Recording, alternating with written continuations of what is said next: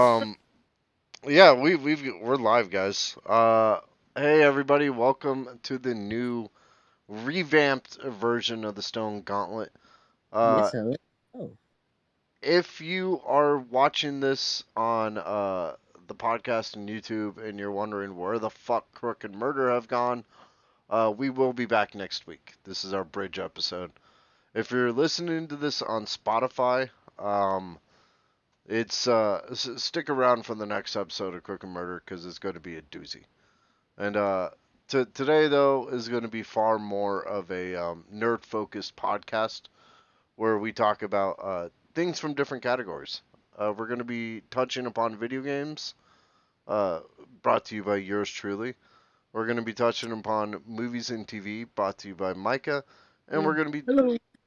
touching upon anime, brought to you by Jordan, who's our resident anime expert. Um, I am Crook Irish, Kenny Crook Irish Kirby, and I will be your host through this podcast.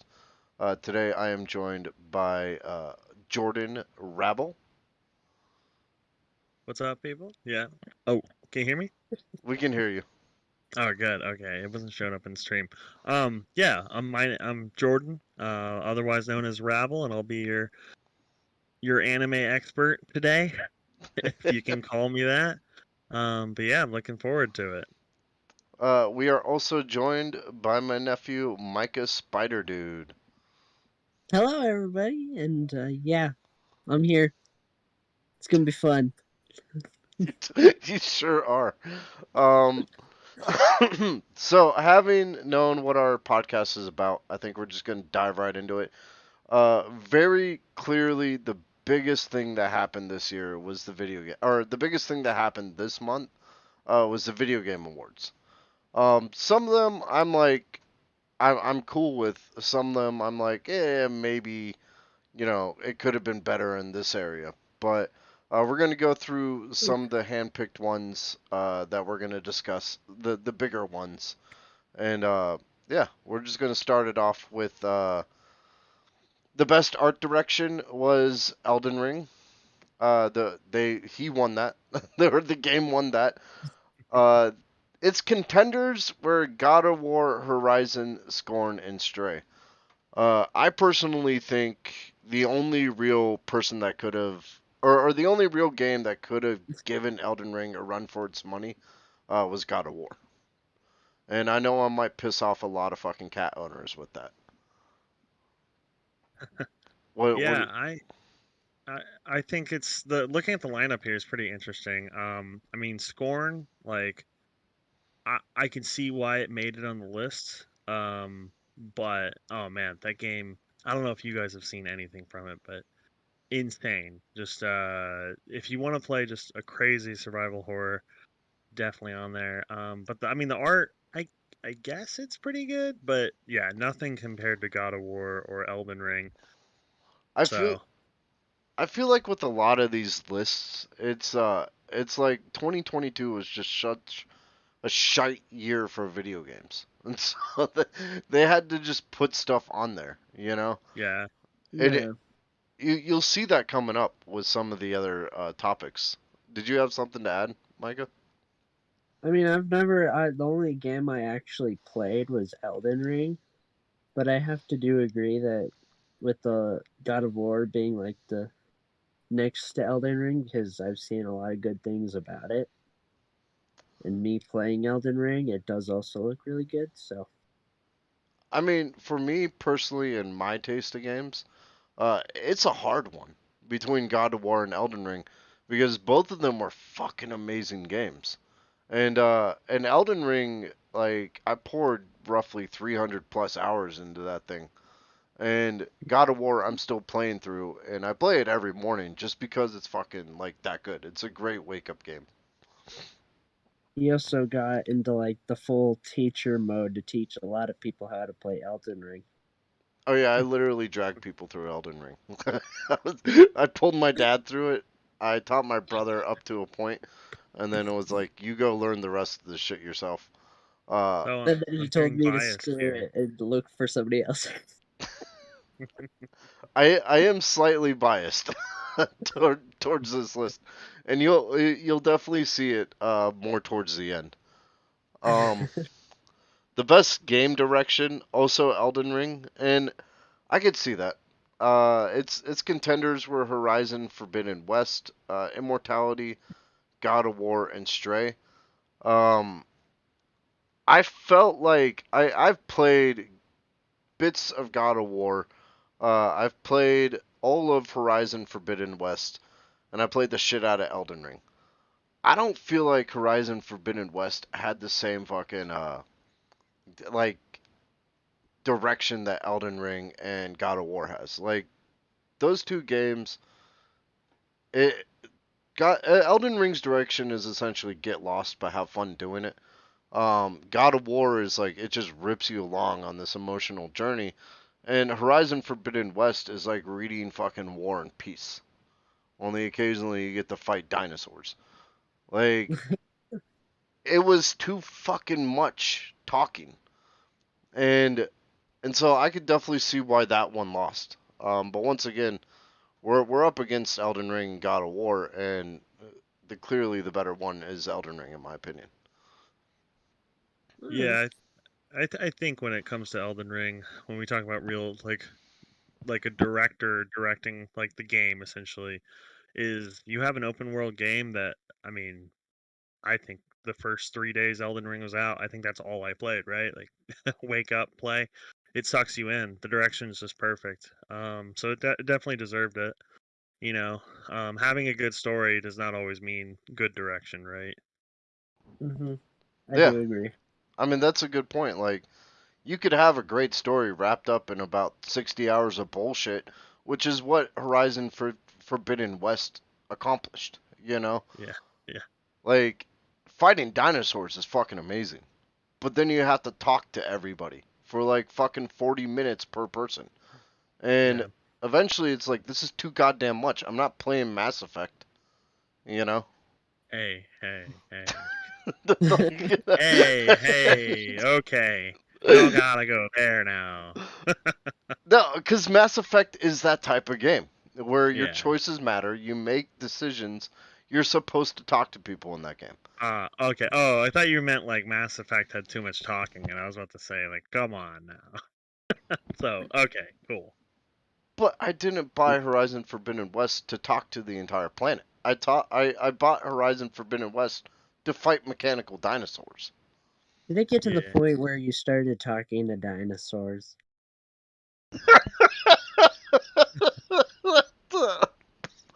I I cursed at a lot of them. If that counts. I knew it. Okay, this one I 100% agree with. Best musical score, God of War. Um, Elden Ring, it's good, but about 10 to 20 hours in, I turned off the music and started playing my own. Um, God of War, I haven't done that yet, just because the music is such a fucking part of the environment that it it encompasses the game in that. You know, it's not that Elden Ring's music is bad. It's just that I'd rather listen to Metallica during it. You know. Yeah. Yeah, I Alright. don't know if I get a word in this topic because my first thing I do when I boot up a new game is turn the volume on music down to like 5%. So yeah, so I'm Again, glad I've I'm only glad you had something played. on it. Go ahead, So- Mike. On my bad. Sorry, I interrupted you. No, no, go ahead, buddy. What were you gonna Yeah, say? you're Oh, good. I was about to say again. I've only played all. I haven't. I've only played Elden Ring, but in my opinion, the best music for any game is still Minecraft. I know it's Yeah, Battlefield, but it's Minecraft. I've I've turned down the music on Minecraft, but I do have to agree that Minecraft lulls you into a sense of like you're gonna be okay, and then it kills you. Yeah, it really does. It's actually really nice. It's a very relaxing like music, and you're like, oh shit, this is dope. But then you drown in snow. Um, because Minecraft is deceptively evil. The the only okay, so its contenders on the list were Plague Tale, Elden Ring, and Metal Hellsinger. And honestly, I think the only thing that could have given God of War a run for its money was Metal Hellsinger, because that game was built around the music. Yeah. You know, um, It's like a game with rock, just like dun-dun-dun-dun. yeah, it was like Doom, but to like another notch. And Doom Eternal was already a fucking notch above, like crazy. Uh, Best narrative, yeah, God of War Ragnarok. I'm gonna 100% agree with that because its contenders are Elden Ring, A Plague Tale, Horizon, and Immortality. Horizon I've already talked about because there is no narrative. There's too much fucking narrative.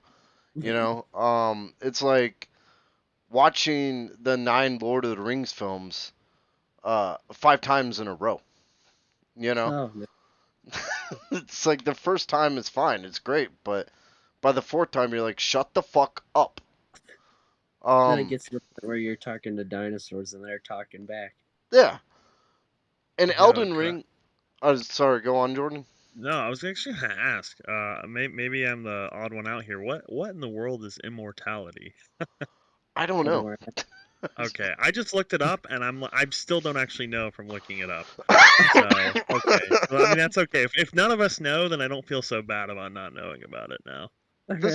This is what I mean by, like, I think since 2022 was such a bullshit game or a year for gaming that they just kind of threw shit on a list, you know. Yeah.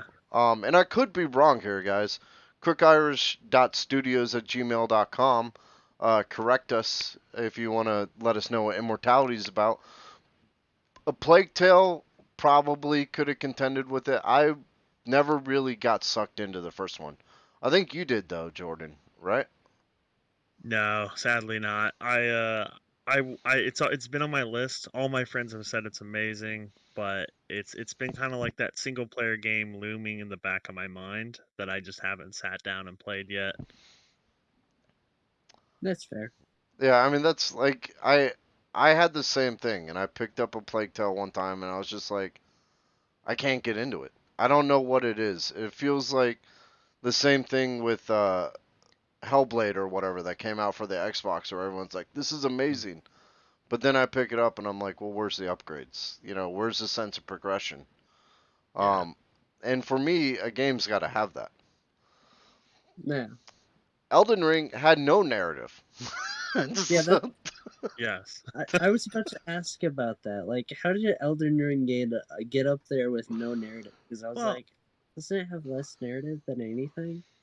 I mean, the beautiful thing about Elden Ring though is like I don't know. It kind of even with what little it has, it kind of strung me along to like I want to know the next thing going on.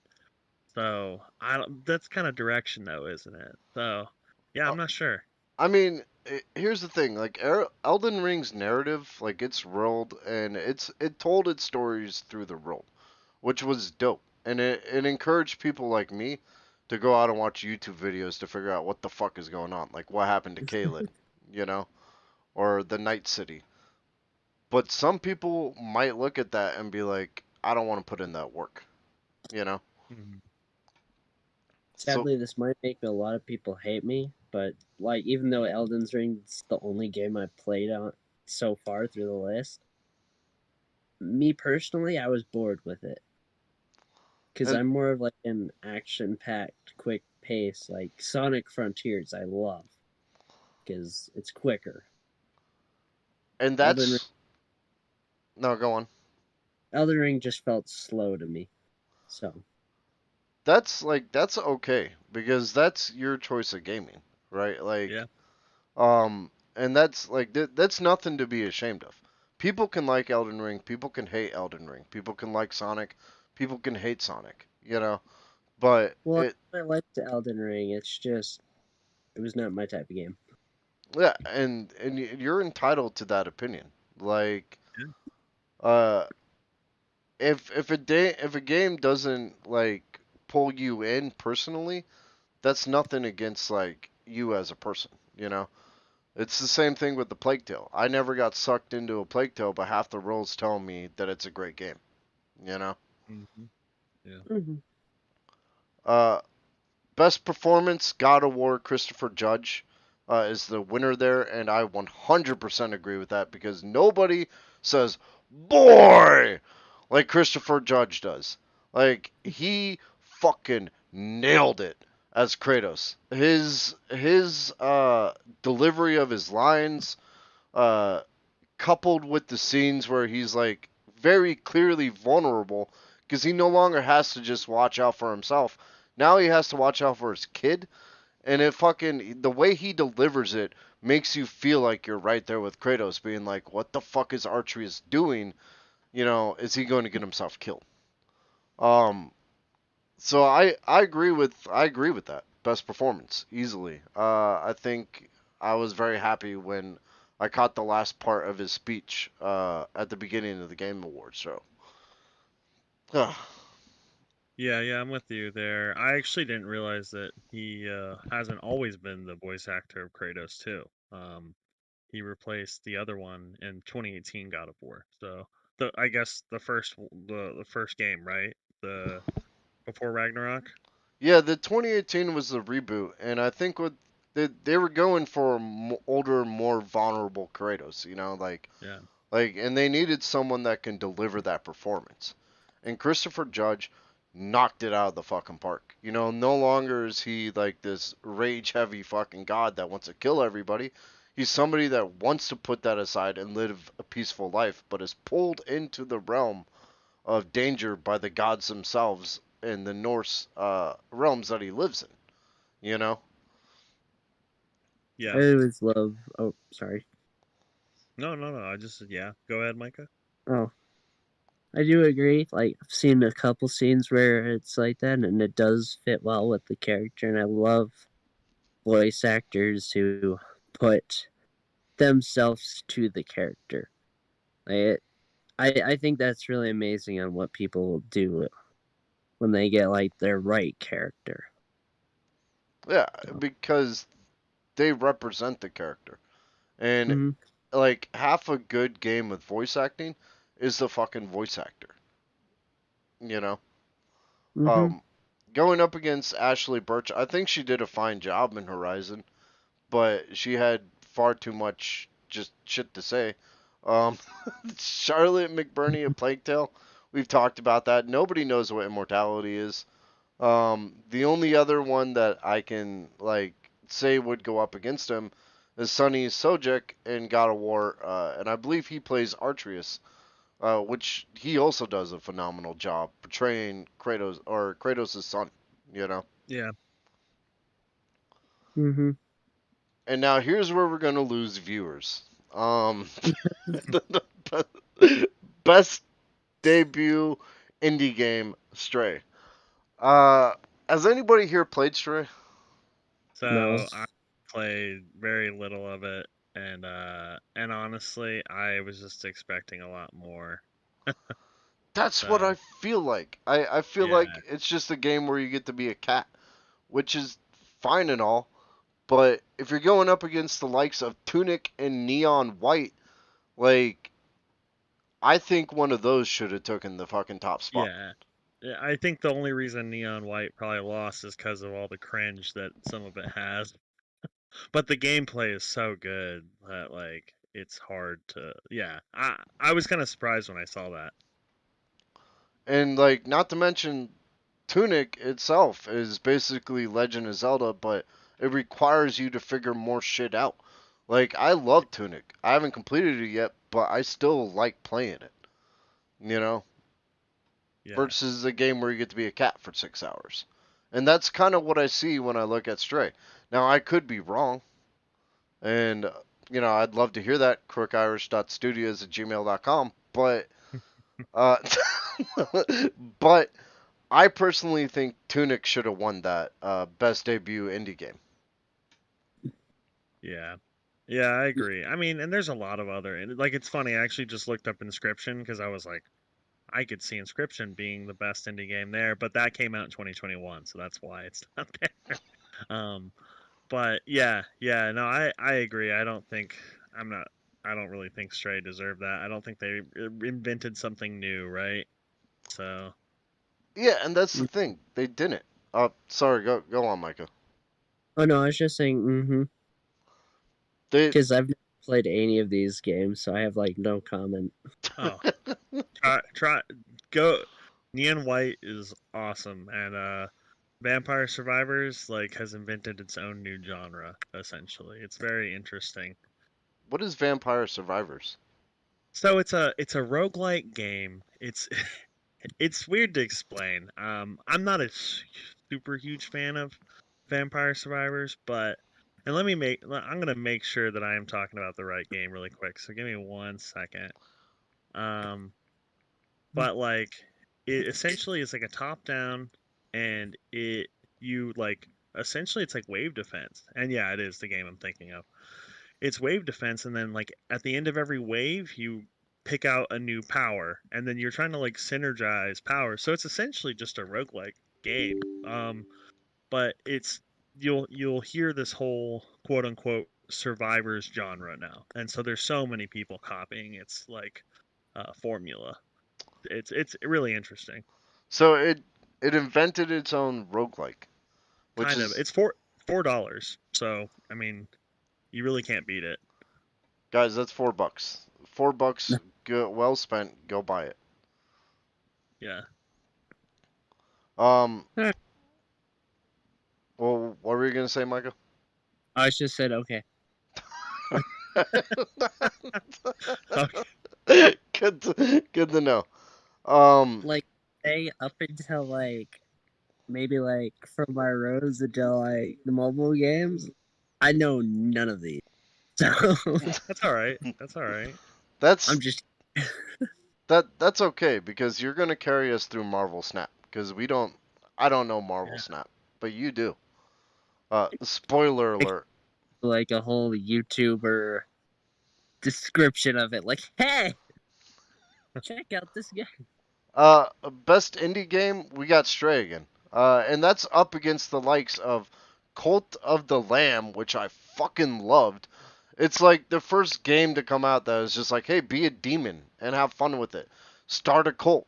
You know, kill your cult people. Have them eat each other. I'm like, I'm behind this 100%. And then you got Tunic, Neon White, and Sifu, all strong games up against a game where you get to be a cat. Yeah. Yeah. Sifu, like it's funny. I forgot Sifu actually came out this year. Sifu definitely beats Stray out. I mean, easily. So that is pretty crazy. I love the concept of Sifu, how you get older. You know, it's like because of course you would. Like the better you get at mortal or martial arts, it's not you're not just some 20-year-old who knows black belt karate. You know, by the end of it, you're like a straight up martial arts master with a beard. Yeah. Sensei.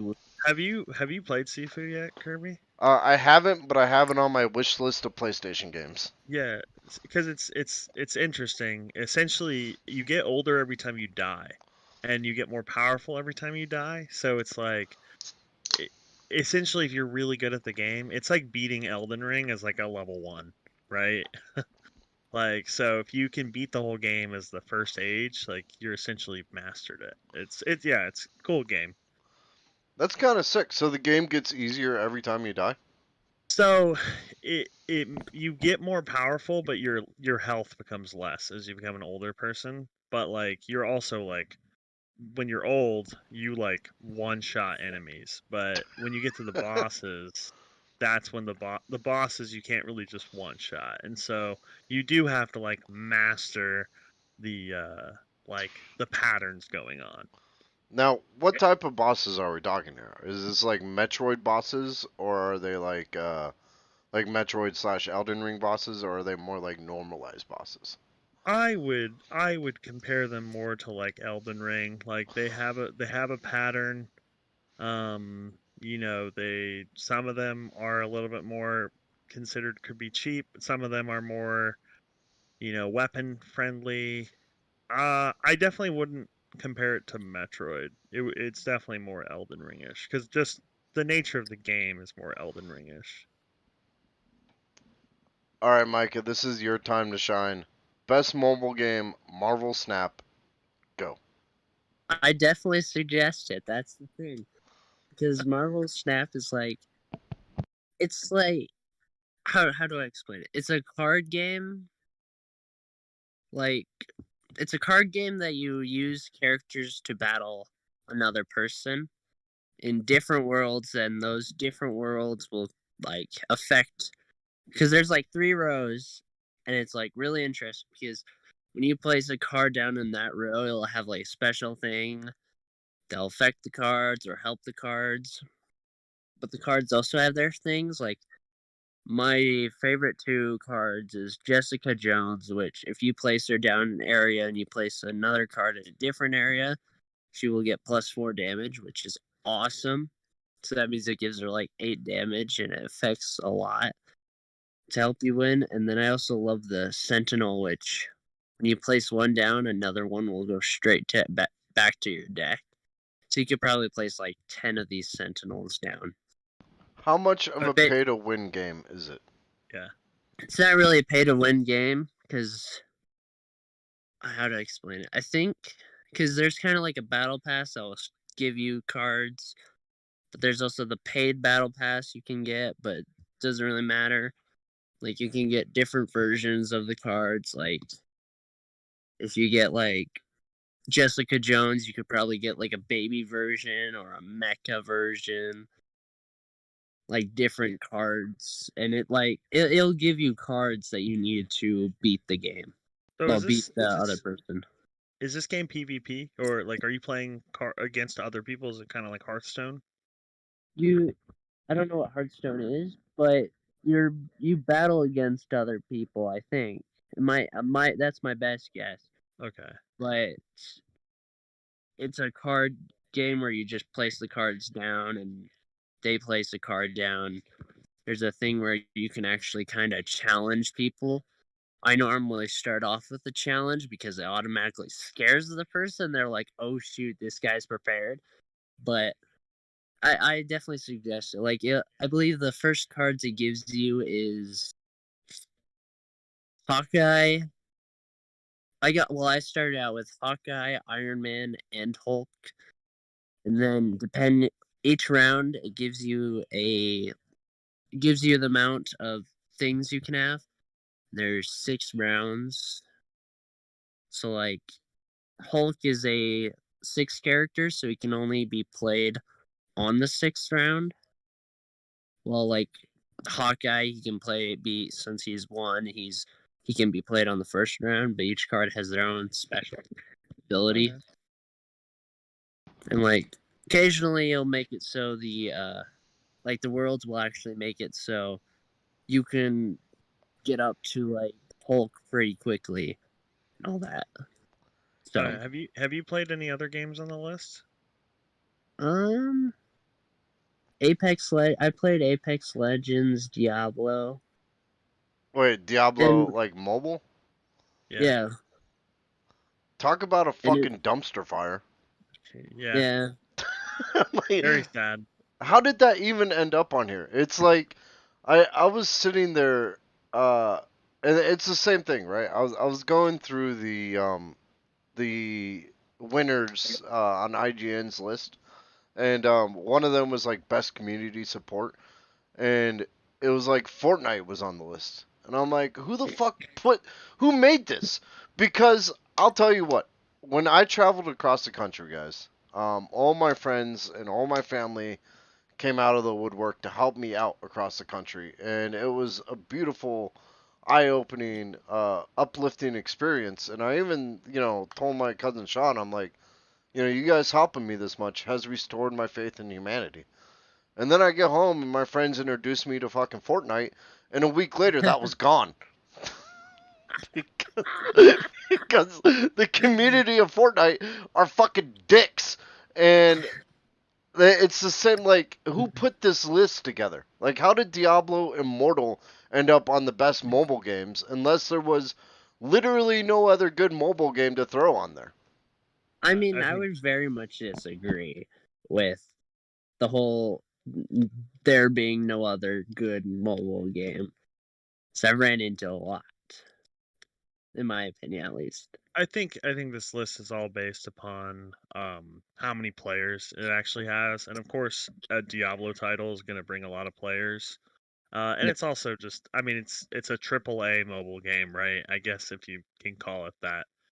So that's probably why it made it on here. In But my yeah, opinion, in my go ahead. opinion, Apex and Diablo should just stay on the consoles. Like the mobile games for me, when I actually downloaded them and played them for a little bit, they were trash. So I'm sorry, but they did not do well.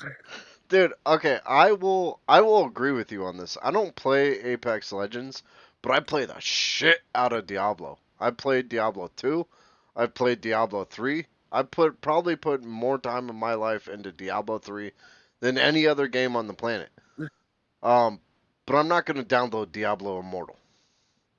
Yeah, it's free and all that. Like both of them are free. It's just like what they did is they put it on a phone and downgraded everything by like 50%. I'm like, Oh, yeah. wow, okay, nope.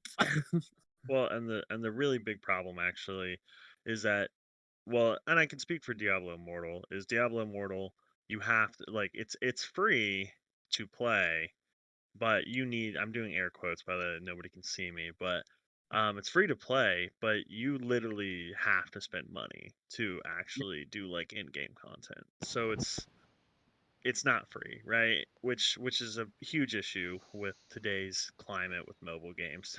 And it's kind of leaking into regular games, so Yeah, it got to the point where like Blizzard had to actively come out and be like, Diablo 4 is not like this.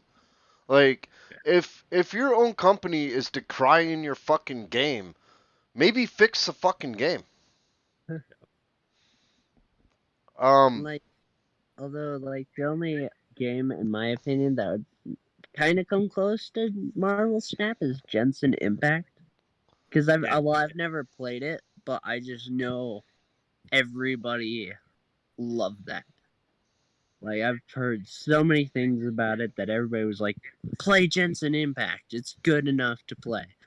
I'm Yeah. like, but me, I'm not fully a anime person, so like I rarely ever watched any anime except for like the three that I've watched. But I've heard a lot of good things about Jensen Impact. So We're gonna work on that, Micah. yeah, I'm gonna help you here today, into the world of anime, because Dragon Ball Z and Sailor Moon aren't the only animes, and Naruto aren't the only animes out there. So, yeah, Genshin Impact is massive. I'm Marvel Snap must be really good to have beaten Genshin yeah, Impact, which is why I downloaded Marvel Snap literally right before this podcast. So, I haven't played Genshin Impact, but I hear a lot of good things about it, and I've seen gameplay of it, and it seems like it's an alright game. Honestly, yeah, like yeah. one of those free to play that walks the line that's actually good. Like, and I know I just fucking hated on it, but Fortnite is like that too. You know, I yeah, mean, granted, I've dropped like $1,000 on it, but at least Fortnite has its shit together. Like its battle pass far outreaches any other battle pass out there. Call of Duty's is shite. Fucking same with Overwatch. It's like Fortnite at least has its shit together as far as like free to play goes. You know? yeah, yeah. yeah. Well, we want to move on to best family game, or do you guys have anything else for mobile games? Oh my god, yeah, we spent a lot of time on mobile games. Yeah, Um, Yeah. Best family game, we got Kirby and the Forgotten Land, which I'm okay with because Kirby fucking rocks. Yeah. Um, I think it should have been on other parts of this list, to be honest. Um, it was up against the likes of actually a strong roster. You got Lego yeah, Star Wars, the Skywalker Saga, which also fucking kicked ass. Um, Mario plus Rabbids, or Sparks of Hope, which if you guys don't know what Mario plus Rabbids is, it's a fucking tactical shooter in the Mario realm, and technically it's one of the best out there. Like it's actually Mario with really the gun. good. isn't it? Isn't it basically XCOM, Yeah, but for but like for Mario. It's not even for younger people, honestly. Just XCOM, but Mario. Yeah, it really is. In fact, the first game got so XCOM that by the end of it, it's supposedly really fucking difficult. Like you literally have to think out your strategies. And in the second game, they had to introduce a mode that was you never take damage because of it, Wow. because it's a Mario game. Uh, Yeah. but it's literally a good strategy game. And we're gonna get to this in a bit, but I'm playing the Mario and Rabbids Kingdom Battle, and yeah, it's not bad. Like they've added shit in where you can heal your team now, before each battle, just because it's a Nintendo game.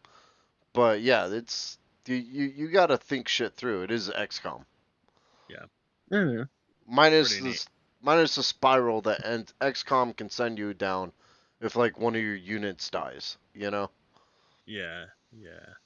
That's pretty neat. Yeah, I gotta add that to my list because I absolutely love XCOM. So I could talk about that forever.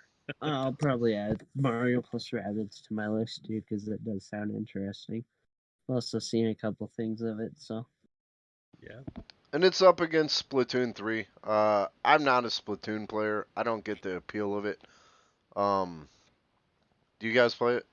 No, no. I was actually gonna say I'm pretty surprised, because that's Splatoon 3 took best multiplayer game as well. And I'll be honest, I don't know, maybe it's just not my circles, but I didn't even know there was a Splatoon 3. so so I'm kind of surprised it beat Call of Duty and Overwatch 2. So Well, I mean, Call of Duty's been the same fucking thing for the past 10 years. Yeah. It doesn't change, but what Call of Duty does really well is one thing, and that's multiplayer, and it does it yeah, really well. So they have yeah, the mentality of why fix what's not broken, you know? yeah. I don't know why Overwatch is on that list because it was a fucking shit show coming out. It still kind of is a shit show. There are times It, like uh, I still play Overwatch because of Widowmaker's ass. I mean the great gameplay of it. Um the content. and Kariko's ass. I mean the way like occasionally winning every like 1 in 20 games. It's a fantastic game in that regard, I guess. I don't know. Just very agreeing. Yeah, it's having its roughness. I'm actually been enjoying Overwatch 2 a lot. They're they are changing stuff though. Like I would say, and it's cross-platform, which I love, by the way, because so like if either of you ever want to play, I can play with my Xbox homies, right? Being a Mm. PC guy, so I do enjoy that. Obviously it shouldn't get points for that as a multiplayer game, but yeah, I mean, why is multiverse on this list? Have you guys played That's my multiverse? fucking Yeah. question. Like Multiverse is a Smash ripoff, and here's my Yeah, Yes. problem with Smash ripoffs: they're not Smash. yeah, Like, Well they also don't get the whole thing you get from Smash either. Like you get Smash is amazing because like you play that and you're like, this is a very good fighting game. Then you play any like game that's tried to build off of that, yeah, it doesn't work. yeah. 100%. I'm trying to think of it. There is only one game that mimics Smash, and it's free to play, and that I've ever enjoyed. I'll try to find that and bring it up later on. We can segue into that. But yeah, I agree totally. Like people are just like multiverse does not belong Yeah. on any of these lists. So Honestly, every time I play a Smash clone, I'm just like, I could just be playing Smash right now. yeah, Yeah. 100%. Speaking of Smash, I played Smash today and I was teaching my brothers to play it and they were just having fun. Yeah, Oh I'm like, shit. yeah, that's because it is just fun. Like, uh, yeah, I agree. We have to be careful when we play Smash. Micah and I tend to get very competitive on it. Oh, Um, yeah, we played it for about a year and a half straight every Sunday and got yeah, decent. Not like league level, but we were pretty good towards the end. yeah. I remember playing with you. You were kicking my ass. I mean, not that I'm today good. today I actually beat level 9 Gandorf just with Sonic, so Oh I'm shit. trying to get better. Yeah. Well, my brothers were helping; they were hitting him a little bit, but I got all the KOs for him. I was just zip around him, bouncing off of him, knock him out. But All right. yeah, I shouldn't have put them against a level 9 Gandorf because they What kind of were died you thinking? automatically. So Well, and see, that's the beauty of Smash, right? Like the fact that you can do something like that and enjoy it. Like, did you see, did you see when the guy took his amiibo and he taught it to never get hit by like putting it in games where like, it was always at like 999%, and he trained this amiibo to be like the best dodger ever. Have you guys ever seen that? No. It's I no, but insane. Yeah. Y- Go ahead. no, I I've was oh sorry. okay. one one of us has to go. I'm gonna have Max cut out all these awkward parts, but go on. Oh, it's all good. Oh, I was gonna let you go on. Okay. Here's the thing with like the amiibos, right? Like I had a fox amiibo and I trained him up to the point where he would just ridiculously beat my ass. And I have this friend named David, who's like good at Smash. Like he went up into a Smash League, got out in the first round, but he got into the first round of a Smash League, you know. And I was talking to him about my fucking Fox amiibo, and he was like, so you haven't beat it yet?" And I'm like, "No, because it's too good." And he's like, "Then he's not your amiibo anymore." And so it took me like 2, 3 years before I re-challenged my Fox amiibo and like put it down for the count. And now it belongs to me again. That's pretty cool. Now there's my amiibo who absolutely just hates Pikachu. Slightly our fault, leaving him against like several different Pikachu's. That was yeah, So level 9 Pikachu's. your amiibo is racist against Asian mice. Yeah, well, I mean, you and me were the one who set him against that. We went to go eat dinner and we came back. He got like third place against all these Pikachu's. I highly doubt I suggested that. I bet I was Well, I just mean, like, no, what I meant is you were with me. You were yeah. with me. I was, you know what? I should probably put him against several different Pikachu's and see what happened. Yeah, I don't think he likes Pikachu no more. Every time I pull him out with somebody like one of my friends or something, I'm like, don't choose Pikachu. If you want to save your life, don't choose Pikachu. Because it learned all of Pikachu's moves in that moment and like how to dodge every one of them probably. Yep. It's the same thing that Jordan was talking about where it's just like you were telling a story, Jordan, and we completely cut it off. Oh no, Oh, no, we moved on. We like it was nice. Yeah, no, essentially someone just taught their amiibo to never get hit. It was kind of cool. I thought like Smash is very broad. I mean, but yeah, like the clones just don't work out. No, they don't because at the end of the day, it's not Smash. Like yeah. Yeah. if it's and I hate it when people come at me and they're like my friend Rad, he's not very good at Smash, but he won't give Smash a try. Instead, he'll come at me with like multiverse and be like, "It's Smash like," and then I'm gonna hate it immediately because I'm gonna go in there expecting Smash and be completely fucking disappointed. Yeah. I Although mean, the characters. it is nice Sorry. to hear that fucking Velma's a racist apparently. I Because think I know I think I remember. yeah, they had like her special move for the longest time. She'd call the cops, and Yeah, and LeBron. Yeah. yeah, she'd So, just call the cops on the broad. yeah. Yeah, they changed that pretty fast as soon as that came out on Yeah. Twitter. Oh my god, that was fucking hilarious. Yeah.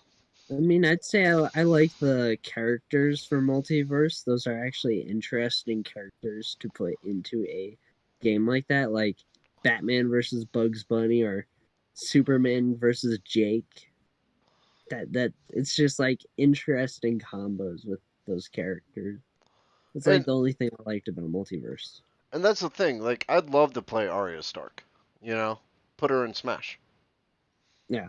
I mean, they can't because it's only ever going to be video game characters, but I'd love to see like Arya in Smash or like fucking Shaggy in Smash, you know?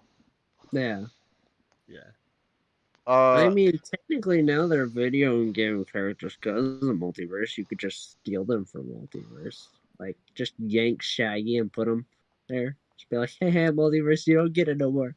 I think Smash's rule is it has to start as a video game. Oh, okay. Yeah, it's like and that's why you'll never see the likes of like Batman or Shaggy or LeBron James in Smash is because of that. Yeah. Yeah. Um Yeah, although honestly, I think the best multiplayer game on this list should have been Shredder's Revenge. Uh, because Shredder's Yeah. Revenge brought back what was good about Ninja Turtles. You know, it negated about 10 years or even 20 years of Turtles games and went, hey, you know, this is Turtles in Time, the sequel. Yeah. And playing it, I was like, oh my god, yes. There Especially were, playing it together. yeah, we played it together. You, me, Pete. Yeah.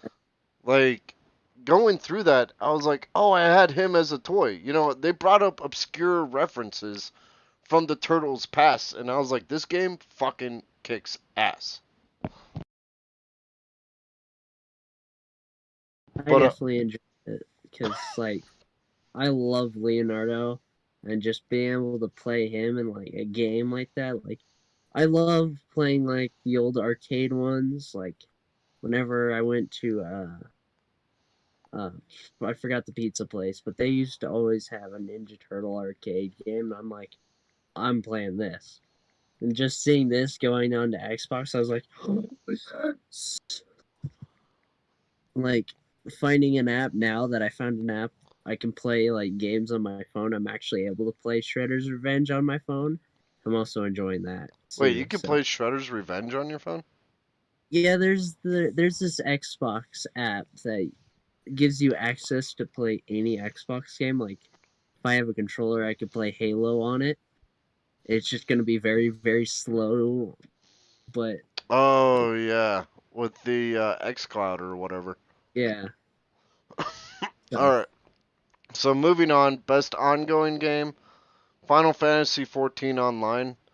That's up against Apex, Destiny 2, Fortnite, and Genshin. I still think Genshin probably could have won that, but I don't know yeah, enough about Final Fantasy 14 Online to really debate it. You know? no, I played it. MMO wise, a lot of people really love it. Honestly, the fact that it can pull away people from World of Warcraft, I could see it deserving the award here. So yeah, that's really all I have on that. The best VR AR game, Moss Book 2. The Moss was good. I mean, it's against After the Fall, Among Us, Bone Lab, and Red Matter. The only one that really shocked me was Among Us is in VR now. I'm gonna have oh to go that download that. seems fun. Yeah, That go. seems really fun. Yeah. I think Bone Lab probably deserved the win here just because like it paved the way for a lot of like physics in VR, but I don't know. VR's in a weird place where like right now a lot of AAA titles are being developed in VR, but it's going to have a long cycle. So I think in like the year 24, we're going to see a lot of really good advancements. But yeah, I mean, I have only played. I guess I've played Bone Lab after the fall, but I haven't actually played Moss. And Among Us is self-explanatory. I It's can cool. I can debate this actually, and the thing that kind of pisses me off is that Resident Evil 4 should be on there, Yeah, yeah, you're right. It should. and it should have won. For VR game? Yeah, Resident Evil 4 came out for the Oculus, and it was fucking amazing. Like, Huh. I've never shot a zombie over my shoulder while reloading a gun until I played that game. Wait, do you have an Oculus? Yeah, do Yo, you? what? Yeah. Yeah. Okay, we gotta You're play telling sometime. me. Wow. So you're telling me you two could have played together? Wow! Like wow, Yeah. Kenny. And I know, I know you should have known this, so you guys could play. Then you got to figure out how to stream your VR. I know I'm your uncle and you think I know everything in the world, and while that's true, um, there are some things that escape my intelligence. I Yes. won't believe it. No. Best fighting game. This is fucking bullshit. Yeah. Multiverse. I saw that and I Yeah. was like, huh? Seafood deserves this. I mean, I love JoJo's to fucking death. Um, but yeah. Yeah, like Seafood does deserve that. That's a fighting game. And that's like 10 times better and more polished than Multiverse. Yeah, it's an original concept. Sifu has not been done before. Multiverse is literally just a copy of Smash. So yeah, it's pretty crazy. The best sports racing game, Gran Turismo 7. It's up against all the other racing games that come out every year.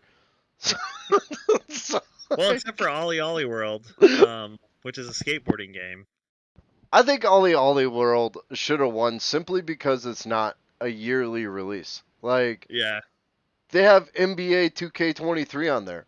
What's different from NBA 2K22 or FIFA 22 or F1 21, you know? yeah. I want to see Basketball 2.0 come out. That's what I need. Then I'll start playing sports games. Best action game, Bayonetta 3. That's up against the likes of Call of Duty, Neon White, Sifu, and TMNT. I still think Neon White action game. What the fuck? God of War should have won that. Yeah, but God of War is an action adventure game. Oh, my bad. Yeah, I did. Yeah. I was doing finger quotes there because yeah, that's a little weird, but That's fucking stupid. Like, like, I got I mean, nothing the against next Ben. one is an action adventure game. Like, Yeah, and God of War wins that. Spoiler alert. But still, God of War is an action game. yeah. I mean, it is a action adventure, but anyway, moving on. Best action adventure game, God of War Ragnarok. That's up against the Plague Tale, Horizon, Stray, and Tunic, and I think it deserves that spot. yeah, Um, agreed. Best RPG, Elden Ring, definitely deserves that spot. Up against Live Alive, which I never played. Pokemon Legends, which was pretty good. Triangle Strategy, I've never played, and Xenoblade Chronicles 3 for some reason. That's exactly the same as Xenoblade Chronicles 2. Um, What is Pokemon Legend? Pokemon Legends Arceus. Yeah, I still don't know what it is. It's You probably what? mentioned it. My brain's probably just like, You never played that? no. Legends Arceus is fun. It was the precursor to uh the newest one that just came out. But it Yeah, was it did a lot of things. It did some things better than Scarlet and Violet. Like one of the things you had to do in it was you couldn't just collect one Clefairy and call it quits. You had to collect like 10 of them to fill out the Pokédex, you know? Oh, okay. yeah. It gave purpose to catching Pokemon rather than just battling them. All right, So cool. I actually like Pokemon Legends Arceus. I mean, the graphics are shit, and I know the Pokemon Company knows this, but that's because they're put under a fucking like a deadline to get their games out. I mean, it's a little ridiculous that they release Pokemon Legends and then 2 days later announce Pokemon Scarlet and Violet, undermining their own game. Yeah. You know. Mm-hmm. That brings us to Game of the Year. Uh, is it any question? I mean, Elden Ring. No, no question. Yeah. Yeah. I mean, captivated the world for about a month there. So Yeah, that's like Elden Ring. I want Elden Ring too. I want Elden Ring DLC. You know, I'm still I that they released the Coliseum and my friend at work plays Elden Ring and I'm like maybe I want to jump back in just to fight you. And I told him that, you know? And he's one of the guys that beat Sekiro. So I have a feeling he'd just lay the smackdown on me, but I want to have a go at him. You know, like that's how much of a draw that game has.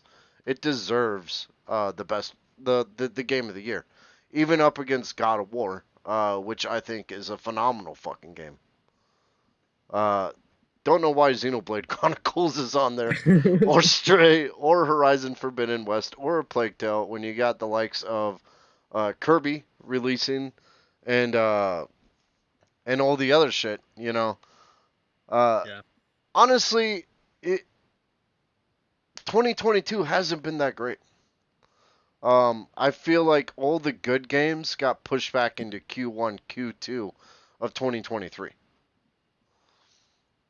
Yeah. No, it really did. Like I can't even disagree with you. Like I agree with you. Like I feel like I'm trying to think of like, oh, what could be better? But nah, you're right. Like a lot has not come out this year. I feel like a lot's been announced this year. So like I'm very hyped Yeah. for a lot of the future titles, but yeah, That's yeah. strange. It feels like the carrot and stick. You know, it's like up here is where all the good shit is. I mean, in the next month we got the Hogwarts Legacy, and then we got the Resident Evil 4 remake, and then we're about to get into that. Yeah. Most anticipated game, and yes, this deserves this title, and I will fight people that disagree with me on it. Legend of Zelda: Tears of the Kingdom. Um, that game is gonna fucking clear the board next year. It's gonna end up top of the game or best game of 2023, Hmm. and I knew as soon as it was released, like announced, hey, this is coming out in May.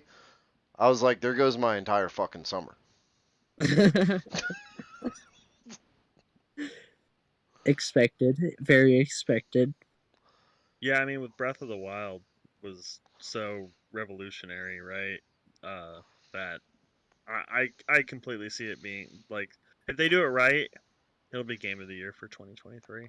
I was watching a fucking what's that? I was watching a review on Mario and Rabbids, the Sparks of Hope, and the guy made a very good point. He was like, if when Nintendo does something once, it's usually like kind of fun to look at and it's kind of cool. He's like, but if it does something twice, that's when you start paying attention. Because at that point they've already moved on and they've given the developers like have fun with whatever you want.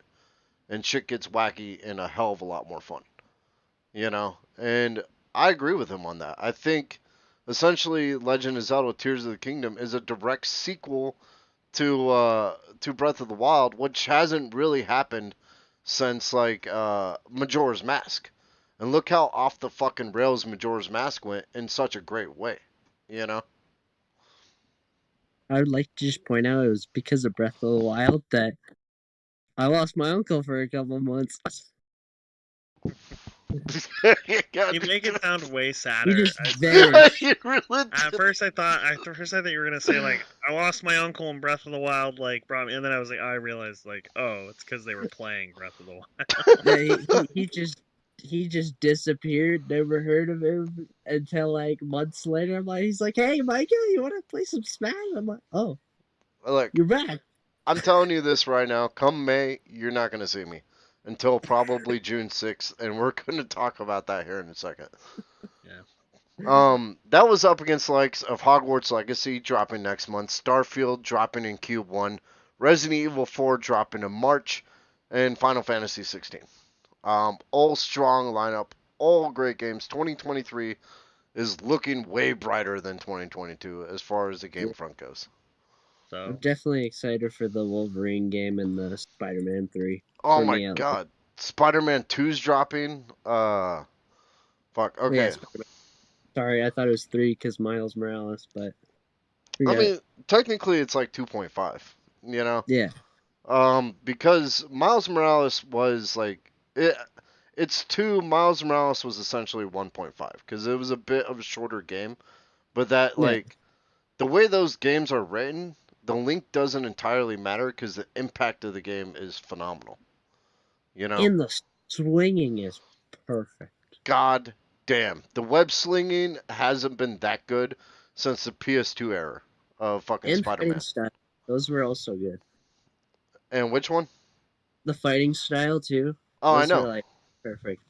I mean, it was a direct ripoff of fucking Arkham, but like if something's that good, of course it's going to get ripped off. Yeah. Which brings us to our game reveals. There were a ton of them. I picked the top 5, and it's all gonna like I'm gonna read them in the order that excited me the most. That is Jedi Survivor is coming out March 17th.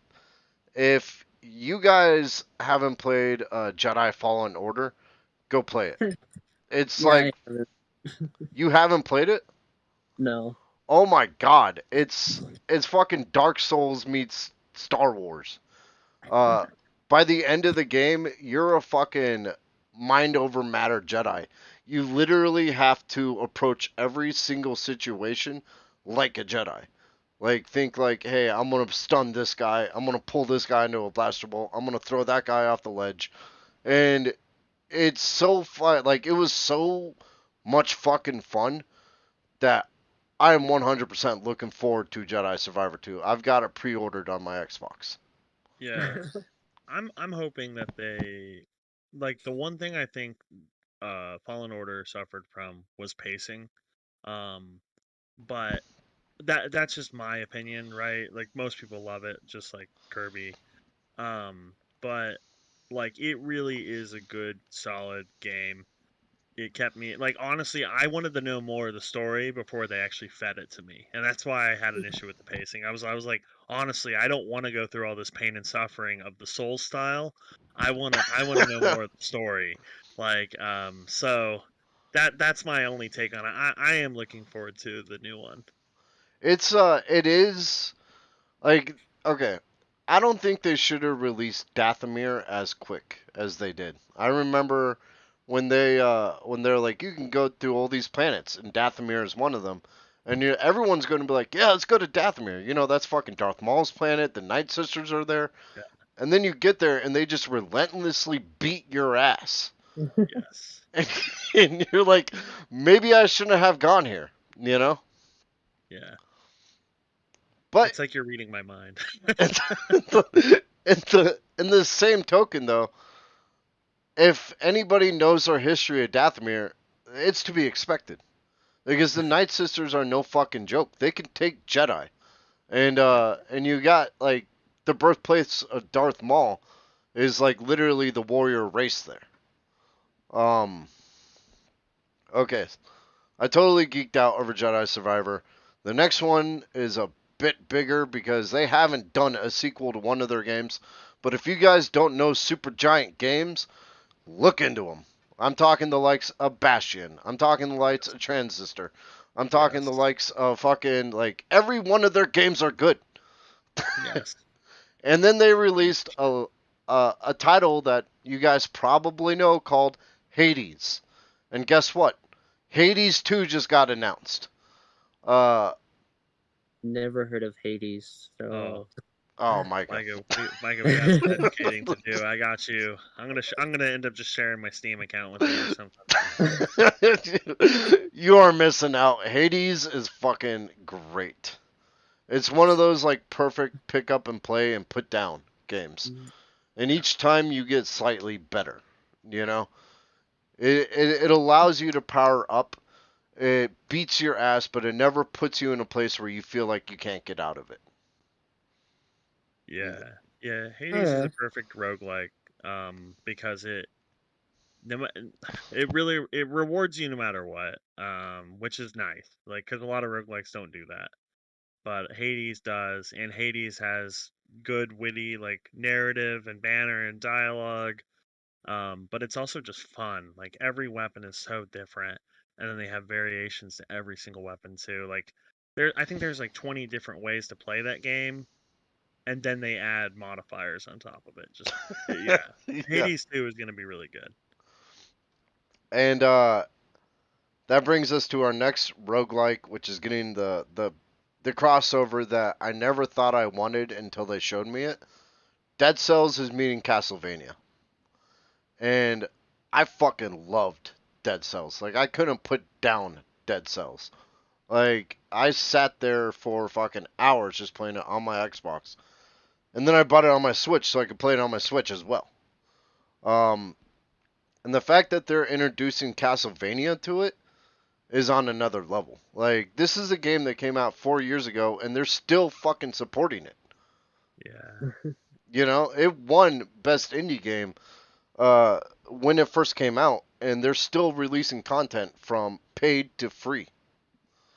Yeah, that's pretty cool. Yeah, when you wrote that, I actually thought I actually didn't know what you meant, but it literally is a crossover. That's pretty cool. I'm glad that they're pairing up because I am a huge fan of Castlevania, both the anime and the games. And then Dead Cells is awesome, so that's neat.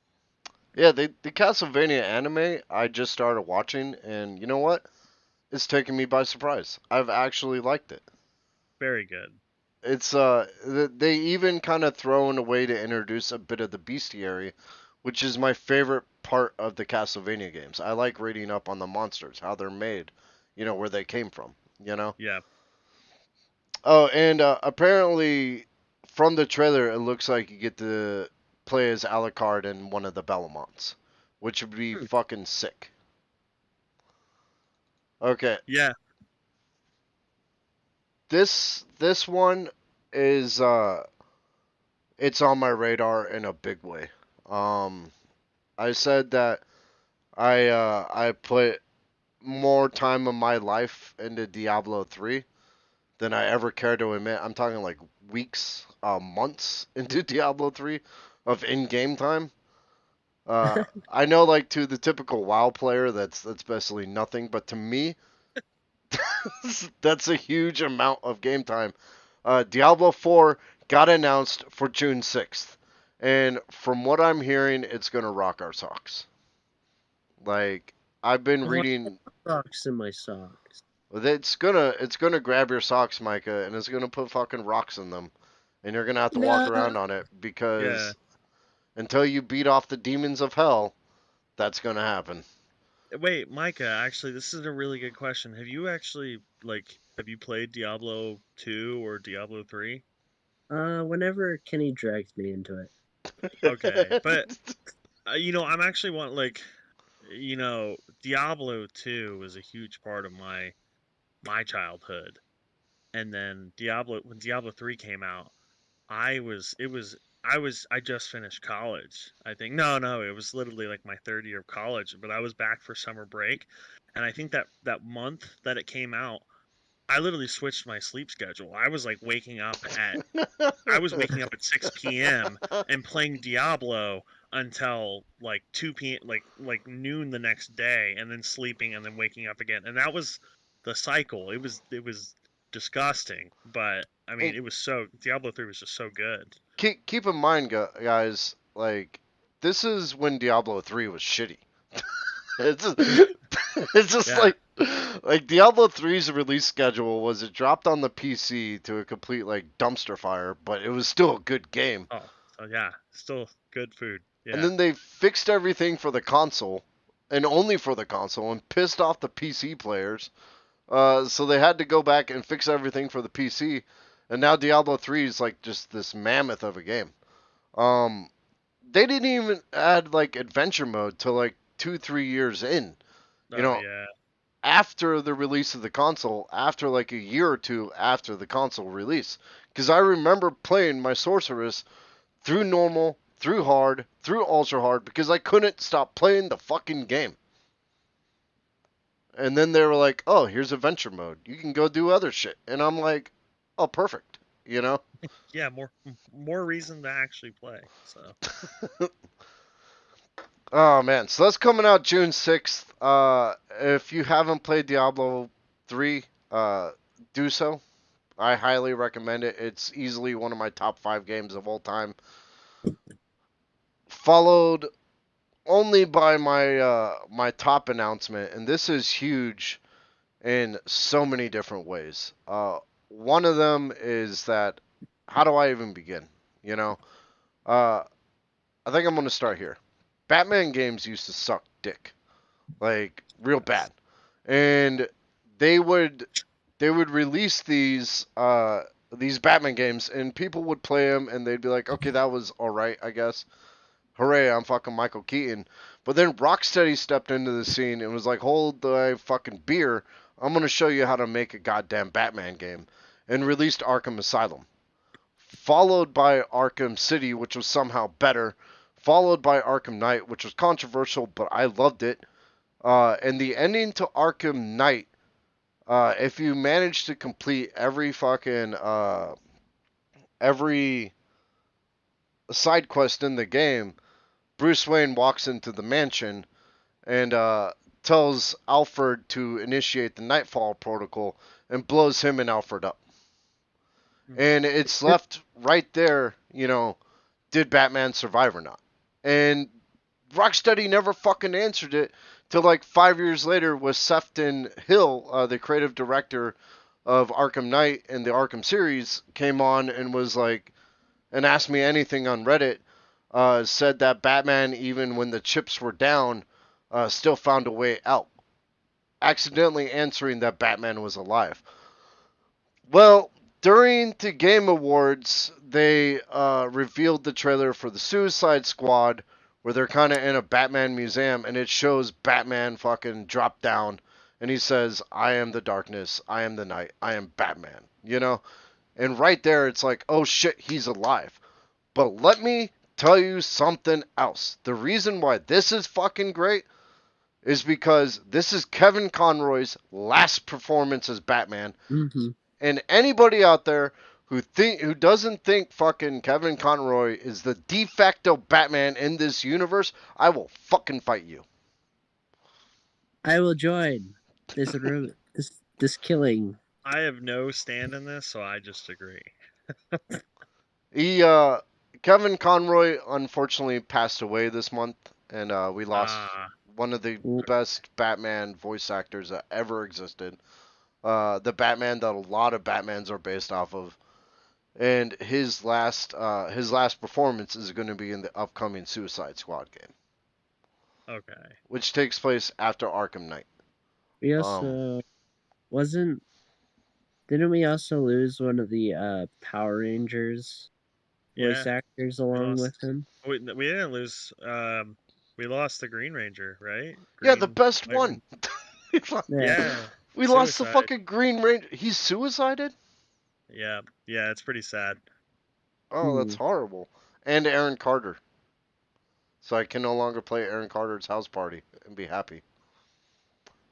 Anyway, That moving just What on. is reminded what? me of Okay, the yeah, whole just move Loki on scene. from that.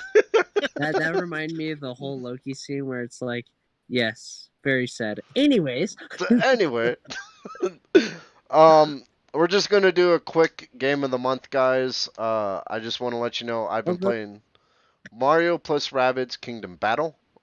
It's fantastic. It's a good tactical shooter, and you can pick it up for cheap on your Switch.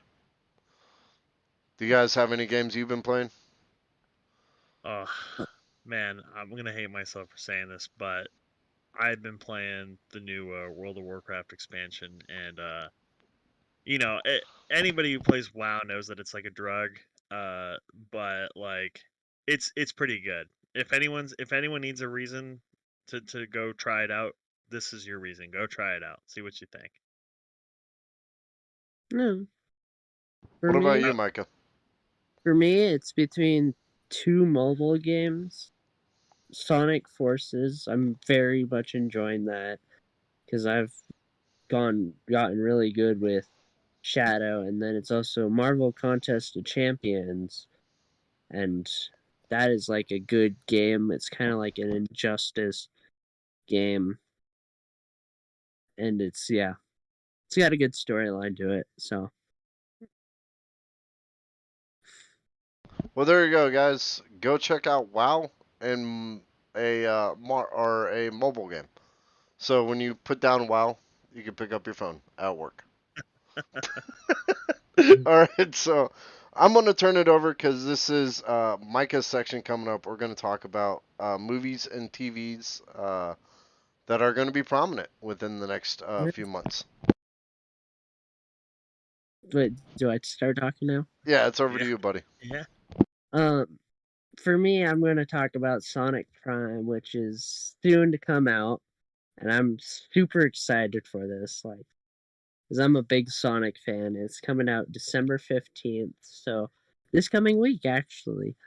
Which a lot of things are happening this week, but and a lot of the characters who are going to be in it are a lot of characters' favorites, like Sonic, who is played by D Mac Jr., who played in a lot of Marvel shows and like little clips, like a lot of the Lego Marvel.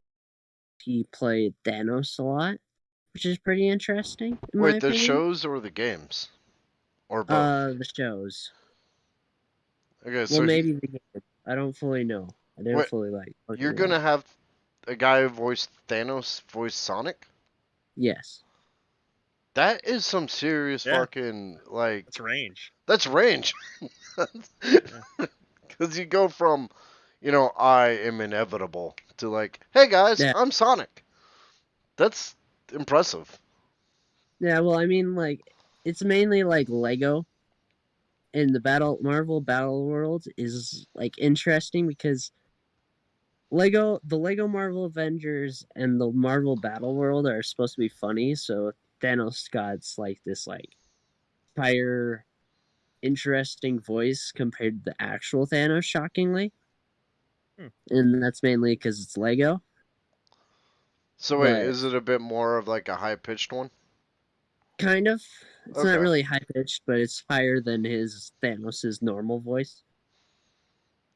So it's interesting because it gives Thanos that funny like other look from like the Mad Titan going, "I'm going to eliminate half the universe for my own good," to like the Thanos that's like, "I want the Infinity Stones for fun," kind of thing. Although like, I'm actually on the side of Thanos with the whole eliminating the entire universe, because Thanos never approached it from like and I know this is gonna sound really fucked up, but Thanos never approached it from a viewpoint that he was in it for like glory. He did it Yeah. because he was literally trying to save the universe. And one of the tweets that came out afterwards was like, I just saw one guy try to save the universe and 12 assholes try to stop him. And I'm like, yeah. Yeah, that is kind of what happened. Because Yeah. he saw the universe going the way it was. He saw what happened to his planet, and he knew, although honestly he could have like doubled the resources in the universe. I don't know. I mean, he's got the entire fucking Infinity Gauntlet. He could Yeah. probably have thought of a different way to do it. Yeah. I definitely do agree though. So But sorry, go on. I think that's what I've got on DMAC Jr. So but he plays a lot in a lot more shows. So just those are like the three well known shows that he's been that are brought to this world in my opinion.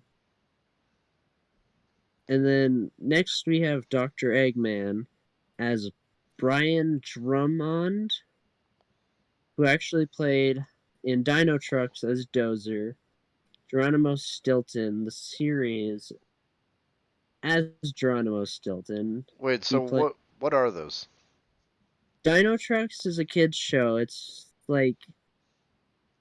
basically dinosaurs turned into construction vehicles. I actually personally enjoyed it Kind of like because Beast Wars? don't think I've seen Beast Wars, but I did enjoy it because like they brought in a T Rex named Ty, and everybody's scared of the T-Rex truck because he's like a giant wrecking ball, basically. And they basically, in the first episode, they bring a T-Rex into a lizard tool and basically put the like top of the food chain to the bottom of the food chain together as friends, which kind of led to like, oh shoot, they're actually able to work together, and then evolves into this whole story, which is actually pretty interesting. And then Geronimo Stilton, if you're a big book reader and you've never, I personally am offended if you haven't heard of Geronimo Stilton, but he's the best mouse detective. Definitely suggest it. I don't know. I mean, you got the Great Mouse Detective, literally called the Great Mouse Detective from the Okay, 19. well, I haven't seen that, so for me, it's he's the great mouse detective. We need to Mainly watch because this film. he's But go on. hilarious and funny. Like he's one of those characters that are like he goes into it. He goes into adventures thinking everything's gonna be fine, and it all goes wrong. And he's Okay, also that like safety type of mouse. I've only read the books. I haven't seen the series personally, but so kind of like Inspector Gadget. yeah. All right. But as insane as Inspector Gadget, he's more of like the scaredy mouse type. So, but So what else did he play? The guy he that also voices him. played Clyde as Pac-Man, which I'm pretty sure that's the red guy. That's Pac-Man's friend. I don't fully remember. I completely forgot about this because I did this yesterday. So No yeah, worries. my brain's on the slow thing. He played my personal favorite in my personal favorite show, Ninjago, but he was in the Hunted season as the Iron Baron, which the Iron Baron was goal was to kill the mother of all dragons. Was he in a lot of Ninjago, or was he just in one season? He was just in one season, Okay. sadly, but the Iron Baron was a very good villain throughout that season. So, and then for Tails was Ashley Ball, I believe, who played My Little Pony as Applejack, This is which going to is a sound really messed up, or not really messed up, I guess. I mean, look, there's the My Little Pony guys out there, and not judging, but I've actually heard of Applejack. yeah. I Like, mean, go ahead. Go ahead. no, I was just gonna say, like, I've heard the name Applejack before. Yeah, I mean, there for a little bit, the internet. I mean, you couldn't not be on the internet. Sorry, you if you went on the internet at all, My Little Pony was like this weird phenomenon for like a month or two, Yeah. which is so strange to say for like adult men, but at the same time, like it really just was. I can't lie. Even I watched a couple episodes, then I was like, "What am I doing? Uh, I'm gonna stop now." Was it any good? but, dude, it's actually all right. I'll be honest, but I was like, there's a lot of other things that I should be like that I could be watching, and so I just kind of dropped it. But I mean, that's some people's cup of tea, right? I won't knock it. I mean, that's fair. So, I mean, yeah, like, whatever makes people happy. People, you do you. Watch My Little Pony if that like gets you through the day during these troubling times. I get that. Erica said they fought in Applejack and Insurgency Sandstorm. Yes. I don't know Someone exactly what that means, but I someone mean, named their great game. character Applejack Uh, in an online multiplayer, it looks like. I kind of want to name one of my That's a good Diablo name. Applejack. I'm gonna name one of my characters Applejack. All right. But she also played in the Hollow as Mira, or what? I don't know how to say it. My brain is also being dumb. But I've never fully watched the Hollow, so it's not really my cup of tea. So I don't know if you guys watched the Hollow and you know this character, but So Can't say that I do, but I do appreciate your research. yeah, and then again another Dino Trucks character. She played Skya, which is basically the long necked dinosaur, but turned into a crane. And her character literally also matches Applejack's, the tough, I can do this alone type of character. From based off of what I've heard from Applejack, she's like the cowgirl that basically has that. I wonder And how then she, cool that would have been, like meeting in the office, just being like, "Hey, I remember you from Dino Trucks," and it's like, "Yeah, I'm playing Dr. Eggman, your nemesis." yeah, that's actually interesting. That's what I like about voice actors is when you start looking at like there's occasionally where I'll actually like click on a character I know and then I like start going through all the movies and stuff. I'm like, oh shoot, I know another character that does. And then I look at that show and I notice all the characters that I know and I'm like, oh my god. Like these I'm calling it right now, these guys have formed bonds and they're like, oh hey, what's up? And like it fits well with the show.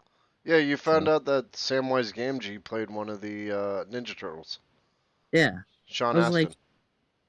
was like, what? He played Leonardo, which is like awesome. But then she also plays in Johnny Test as Mary Test, which is one of the twin sisters, which is actually pretty cool because Johnny Test is a fun show to watch if you want a chaotic, fun show to watch. So That's definitely one of the more popular ones. So it kind yeah, of looks like, so far at least, they're pulling people from popular series. I mean, you got Ninjago, Johnny Test, you got the Lego Marvel Avengers in there. You know, these are strong voice actors. yeah. And then as Amy Rose, Shannon Sean Kent. Sorry if I said that name wrong. Yeah, and the only show I like recognized fully was Kong King of the Apes, which as Amy Kwan, who I don't really remember who Amy Kwan is, but I loved Kong King of the Apes. It was an interesting aspect of looking at Kong. Like it was definitely one of my shows that I love to watch. So You know, I'm looking at this list and I know that you're not through all of them yet, but I do like how the fact that they're basically bringing in a lot of the Sonic characters. You know, yeah, like Miles, Amy, Dr. Eggman, um, and even some of the more like obscure ones. So it's kind of cool. yeah. They well, I don't have it on the list, but they only like showed a short clip in the trailer, which I definitely suggest showing. But they actually showed Big too. Big the So Cat. Okay. yeah, Yeah. Hmm. like they showed a lot of characters. Like it gets more into what kind of I think what it gets into.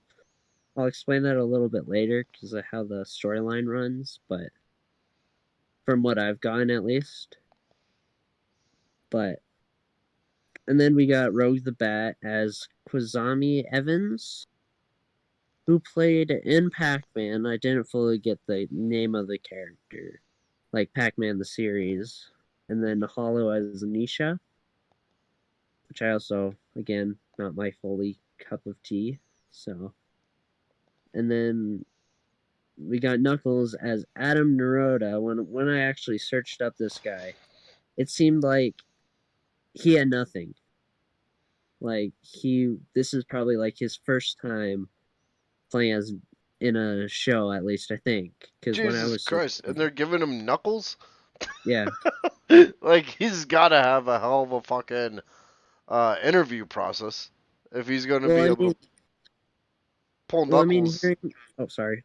No, he's pulling Knuckles, which is like one Yeah, of Sonic's earliest editions. You know, like I remember Sonic 3 coming out and being like, who's that character? You know, yeah, this is before Rogue the Bat. This is before Big the Cat and all of them. Knuckles was one of the first like new characters that Sonic went up against. yeah. And if you actually watch the trailer. He sounds like a good Knuckles in the trailer. So I I'm mean, actually excited to hear that. you didn't see his iconic role in Polly Pocket that I just saw on IMDb. I did not. I'm just joking. I'm joking. Oh, okay. I was like, Yeah, Paul. That's a joke. No, yeah, oh, he's done nothing. You're right. Oh my god. but we also get Shadow, which I'll get into the whole thing with Shadow later, which is actually pretty interesting.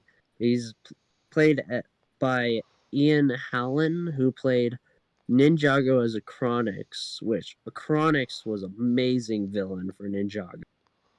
Like, one of the best, in my opinion. He played Lance in Nexo Knights, which he was the White Knight. Nexo Knights is pretty much just a overlooked Lego show, but I actually did enjoy it because of the fun comedy of it that it had. Sausage Party is beat. I know it's like a little bit of a different approach because the rated R movie and all these people are from. I do love how you bounce from like. Okay, we're back. I'll watch. Okay, yeah, we're back. Okay, cool. But yeah, I do agree with that. So Okay, no. What I was saying was it's interesting that a lot of these voice actors are cross-referencing each other. You know, they have Pac-Man with Pac-Man, Ninjago with Ninjago, Dino Sharks with Dino Sharks. So these guys have got to be like, oh, I remember you, and let's go out for a drink or let's go out and get some food afterwards. It's kind of cool. yeah, Yeah. Well, it's like how Steve Bloom basically voiced my childhood. He played so many voice actors. You'll notice that they just like if they're really good, they end up in like everything. Oh yeah, and they make like friends for life. Like Kevin Conroy and Mark Hamill were still friends to like this day, and that was like Batman and Joker, because they've been in so much shit together. And it's like it's kind of cool. The same with like Billy West as Fry, and fuck the guy who plays Bender. I can't think of the name off the top of my head though. I should. DiMaggio, John DiMaggio. I didn't yeah. know he voiced Bender. Well, the funny thing is about the Ninjago, like Ian Hallen and Brian Drummond. I don't think their two villains are in totally different season. The next person I was going to talk about, Vincent Tong. We don't know his character yet. It just shows that he's in it. He plays Kai in Ninjago, which Kai is the fire ninja, the first ninja to appear in Ninjago, which is probably my favorite part about him being in this, because you got to see Achronix and the Iron Baron. Like, he played with those two people, so it's interesting to see that he is able to connect those two people together. From knowing his roles, what character do you think he will be playing in Prime? Probably a character that's either like, because Kai and the Mandarin in the Iron Man Armored Adventures, their mindsets is their own goals, and they're trying to be the impressive one, like trying to impress people, being like the oh hey, So, I'm the cool guy type of person. so you think maybe like a villain? Either a villain or a guy who thinks he's cooler than Sonic. Silver, Maybe Silver. That probably would be a good one.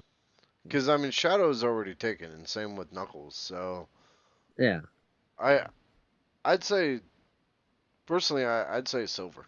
Um, yeah, because he doesn't the way you described him, he doesn't really fit the other ones. Like yeah. Cream and fucking the other guy or Big the Big. cat. Yeah, Cream and Big or the Bumblebee and whatever. Yeah. So what's the But storyline look like? what the storyline looks like is, in the trailer at least, it shows Sonic, Knuckles, Amy, Tails, and Rogue all about to go in a big head battle with Dr. Eggman, because Eggman wants this like crystal thing. I'm pretty sure it's like Shattered Crystal or something. I forgot the name.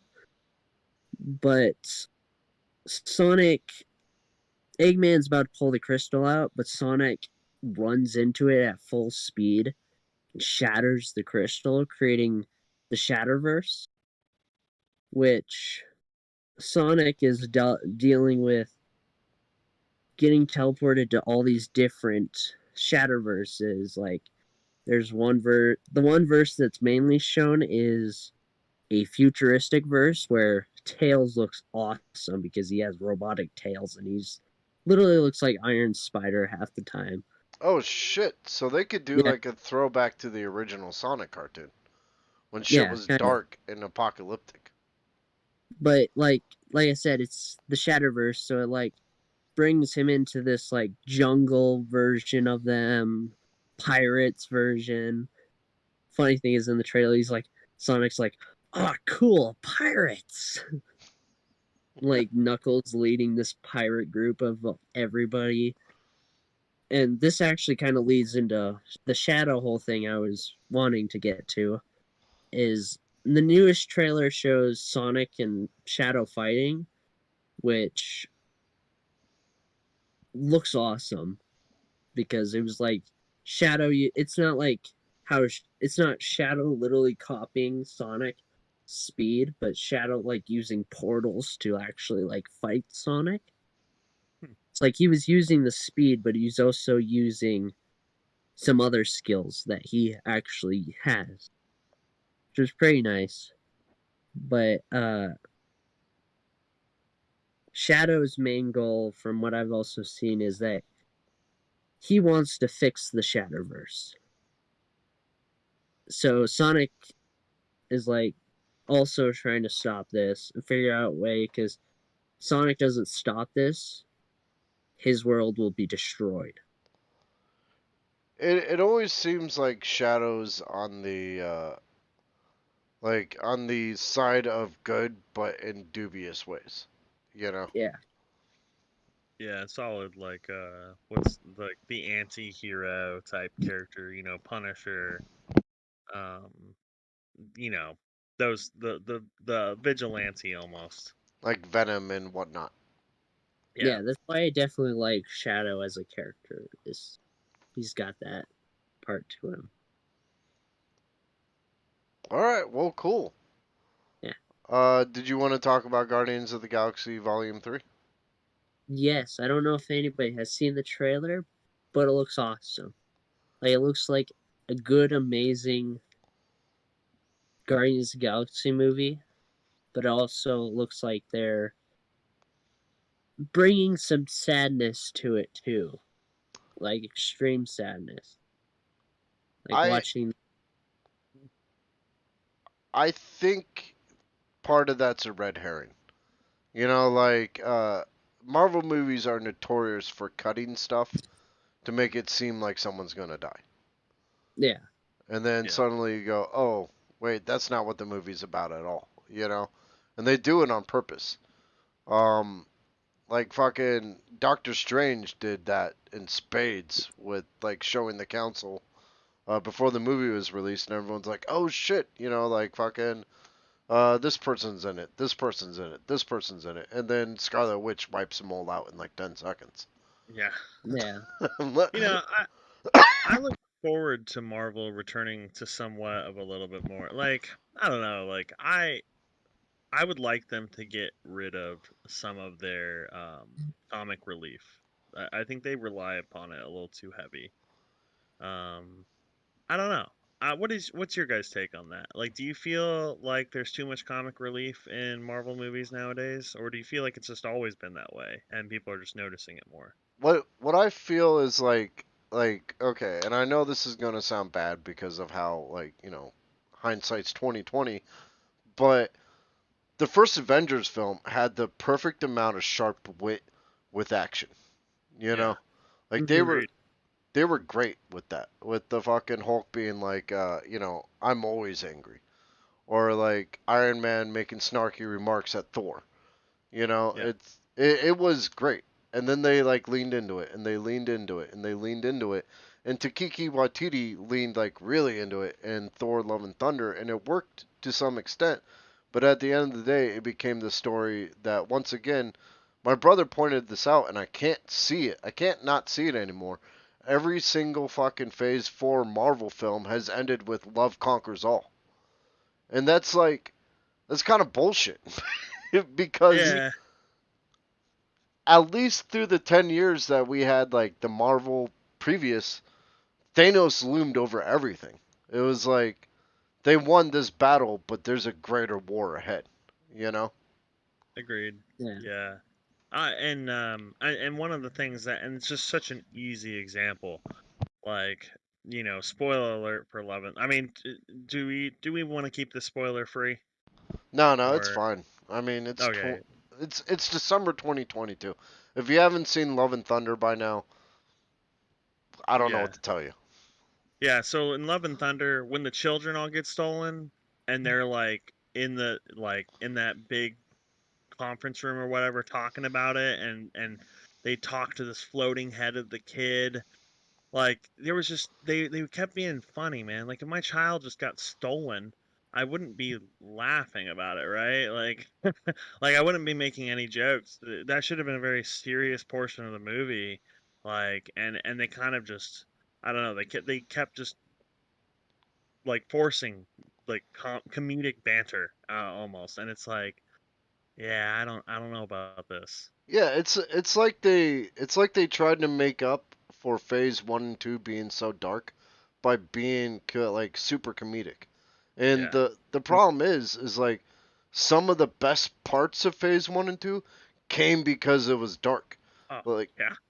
the whole Yeah. fucking part where Thanos walks up on Scarlet Witch and he's like, "I love the fact that you tried."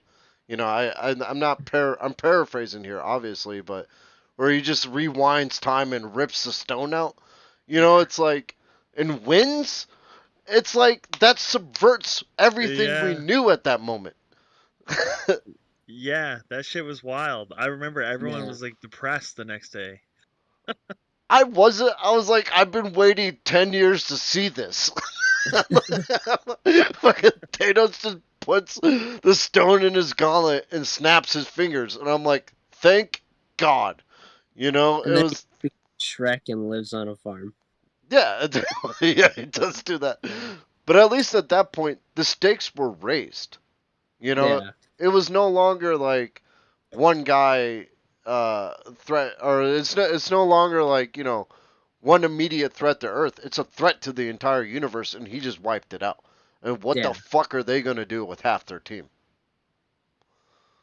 You know, it's Yeah. it was fantastic. I loved Thanos' story, and I really, really fucking hope that they lean into Kang to make him as fucking dangerous as Thanos was. The funny Because thing is, oh, sorry. no, I was just saying that's like the best part of it was No. the Oh, again. the Um, looming threat of Thanos. But go on, Micah. um, me and a coworker came up with a theory, or like it's kind of like a hope, because we were thinking it's gonna pull out like a Loki, Ultron, then Thanos type of thing. But we were thinking it would be awesome if they did like a whole Kang, then brought in Doctor Doom, like an amazing Doctor Doom with the Fantastic Four movie, but all of that leading up to like a Galactus-sized character. I mean they Like, they they've got a shot here. King is a Galactus-sized threat, well, Yeah. yeah, and that's the thing. Is like King's armor comes from like 4,000 years in the future. In the comic books, they can't even touch him. And so if they bring in something like that, where it's just like, dude, like, and you see flashes of it when he's like talking to Ant Man, he's like, haven't I killed you before?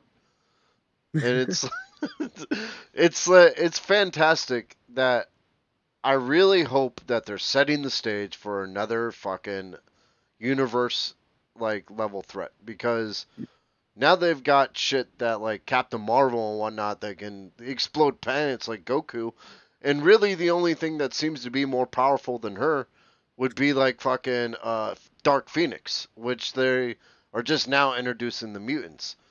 Yeah. Uh, if they introduce someone like Doctor Doom, yeah, now we got big problems, and I'd love to watch those.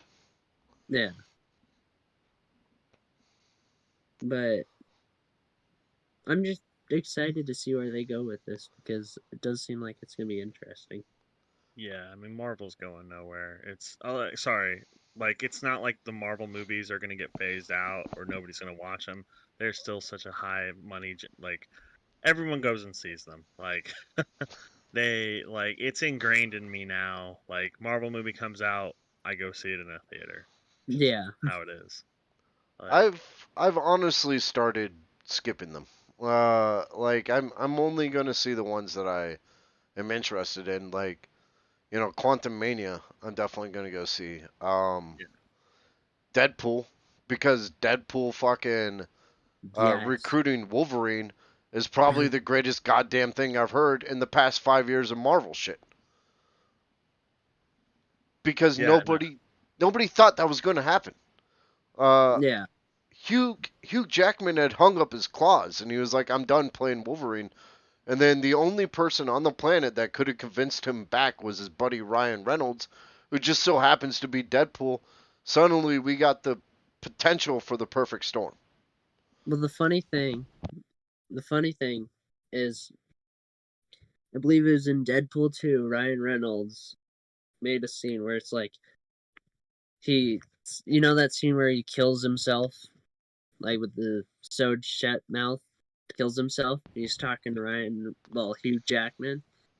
He actually says that soon you're gonna hang up the claws.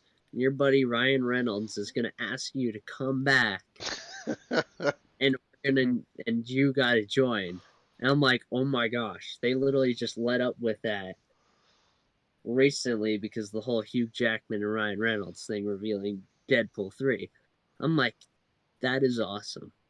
you know, it happened. I was reading about how it came about. Apparently, Hugh Jackman was like, it was either Hugh Jackman or Ryan Reynolds was on the beach, and he decided to call Ryan Reynolds. It was just like, okay, I'll play Wolverine. And what the fuck is going on with my internet? Okay, I don't know, but your stream went off here. again. Okay, it's back. let's Oh, it's let's back. go ahead and move on to Rebels section. Yeah, Uh, okay. because I think we're nearing about the 2 hour mark at this point. Yeah. Yeah, no, and I'll be fairly quick. Honestly, because we've got a couple things, and it's really going to be dependent upon how much you guys want to talk about this stuff. So for me, like what I'm going to go over is just a couple things that have really come out in the month of December, November. So the first thing I was going to start with is Chainsaw Man. It sounds wild. It is wild. Let's just go there. Essentially, without spoiling it, because I don't want to spoil some of the stuff. I do want listeners to and you guys to go out and maybe watch some of the stuff on its own. But essentially, it's on Netflix, right? It's actually not on Netflix. It's on Crunchyroll right now. It's a well-established manga, but they have I think they're on their ninth episode, and it's amazing. It's essentially about a young man who when his dad dies, he inherits his father's debts from the mafia, and they haven't alluded to anything yet, but essentially, his dad was a demon hunter, and Denji ends up having to kind of like take over to pay off these debts to the mafia. And so it's a pretty gruesome series. Like for example, Denji like had to give up an eye. He had to give up like some fingers and stuff, and some of the other characters too. And it's just it's more real. Is it But very like gory? What do you mean by real? Like, yeah, it's gory. I mean, like Denji lives in a shack. Like Like when he gets introduced to the rest of his crew, like he joins the kind of like the demon what are they even called? They're called like the public sector, like demon hunters, essentially. Like he discovers like jam, and that's like amazing. He's like, this is the best in the world. Like his goal in life is to touch boobs This is in like the touch first boobs. episode. Like I'm not kidding, but it's so funny. Like I got my wife to watch it with me, and she's like, this seems childish. And I'm like, dude, this kid's like, he's been living in a shack for years, and the mafia is forcing him to do stuff. Like, you know, and the in the mangas, there's a lot of great stuff because it'll be like, um, pancake with sugar was like a once a year type thing. So like it's just very sad. I think it's like and it's perfect because this will segue into Berserk a little bit, but it's like a struggler type content where it's just like you can really relate to this character on like he's just struggling through life. So One of he's my like favorite, us, essentially. yeah, he exactly. Now, I mean, you can relate to his like a lot of people will be able to relate to his pain, you know, losing a parent, you know, maybe being forced to do things that he doesn't enjoy day in day out, right? And so it's just a great, it's a really good show, very funny, like very funny. Even when it shouldn't be, it's hilarious. But one thing I wanted to bring up was it has the cutest little chainsaw dog you'll ever see. Go look Okay, up Pochita. Go ahead. why is it called Chainsaw Man? So, without spoiling too much, Denji inherits the power of turning into this chainsaw-like man, and essentially he has two giant chainsaws. Like he has a chainsaw on both arms and one coming out of his forehead. Sold. And I'll watch this. yeah, it's good. Like it's really good. It's on Crunchyroll. If you want to read it, just literally Google, you know, manga Chainsaw Man, and like there are so many free like manga sites out there. They're not legal, but like, but like you don't have to download anything. And I'm going to talk about that with Berserk too. They don't mind it because people go out and like they read it and then they buy volumes of the stuff. But yeah, Chainsaw Man is great. Do you guys have any questions about Chainsaw Man? Uh, Just, I just wanted to say something. So basically, the chainsaw guy turns into a Pokemon, a that's a human good point. Pokemon. I mean, you know, in a way, yes. Like a lot of his like allies are also able to like summon upon the power of demons and whatnot. And so it's kind of funny. The show is very literal. Like the Chainsaw Man, he summons upon Chainsaw Demon, right? There's a Katana guy, like a villain they face. He's summoning the Katana Demon. There's a Gun Devil. They're actually devils. Sorry, it's Gun Devils. Yeah, but they so they serve the Devil Core. That's right. And but like everything is a devil, and so like it's just you gotta watch it. It's hard to explain because it's just so out there, but it's so original, just really good. I did look up Pachita. It's a very adorable dog, and they even have little plushes of this chainsaw dog. Yeah, Pochita is why Alex started watching Chainsaw Man. Alex is my wife, and she was like, "Yeah, I'm gonna watch this," and so yeah, it's good stuff. Any other questions about Chainsaw Man, guys? No, I think I'm gonna watch this. As the show develops, I'll bring it back up over the next couple months. But I don't want to spoil too much just because like it's in its prime. It's good. It's good stuff. Highly recommend it. But yeah, so I'll move on. So Berserk is a manga. It has some anime adaptations, but they've only adapted like maybe 12 volumes out of like 41 essentially. 14, I actually wrote it down. 14 volumes out of 41 have been animated, and they're not very good. So do not watch the anime They're on this not one very yet. good. Yeah, they aren't. Like when I was talking to people about watching it, they said don't watch it, read it. They were like go online. You know, you can literally go to readberserk.com. I think that's literally the site that I read it on. But it's about it's a medieval kind of piece, but it's essentially about a mercenary who carries a giant ass fucking sword, and he was like abandoned as a child, came into a mercenary group, grew up in this mercenary group, had some horrific stuff. This is definitely like an adult series. Like, it is not this is not stuff you'd ever see on like Dragon Ball or anything. Not on like Toonami or anything, but it's just it's very real. Um, and Uh, he as he go ahead, Kirby. Real quick, Max, cut this part. Heads up, guys.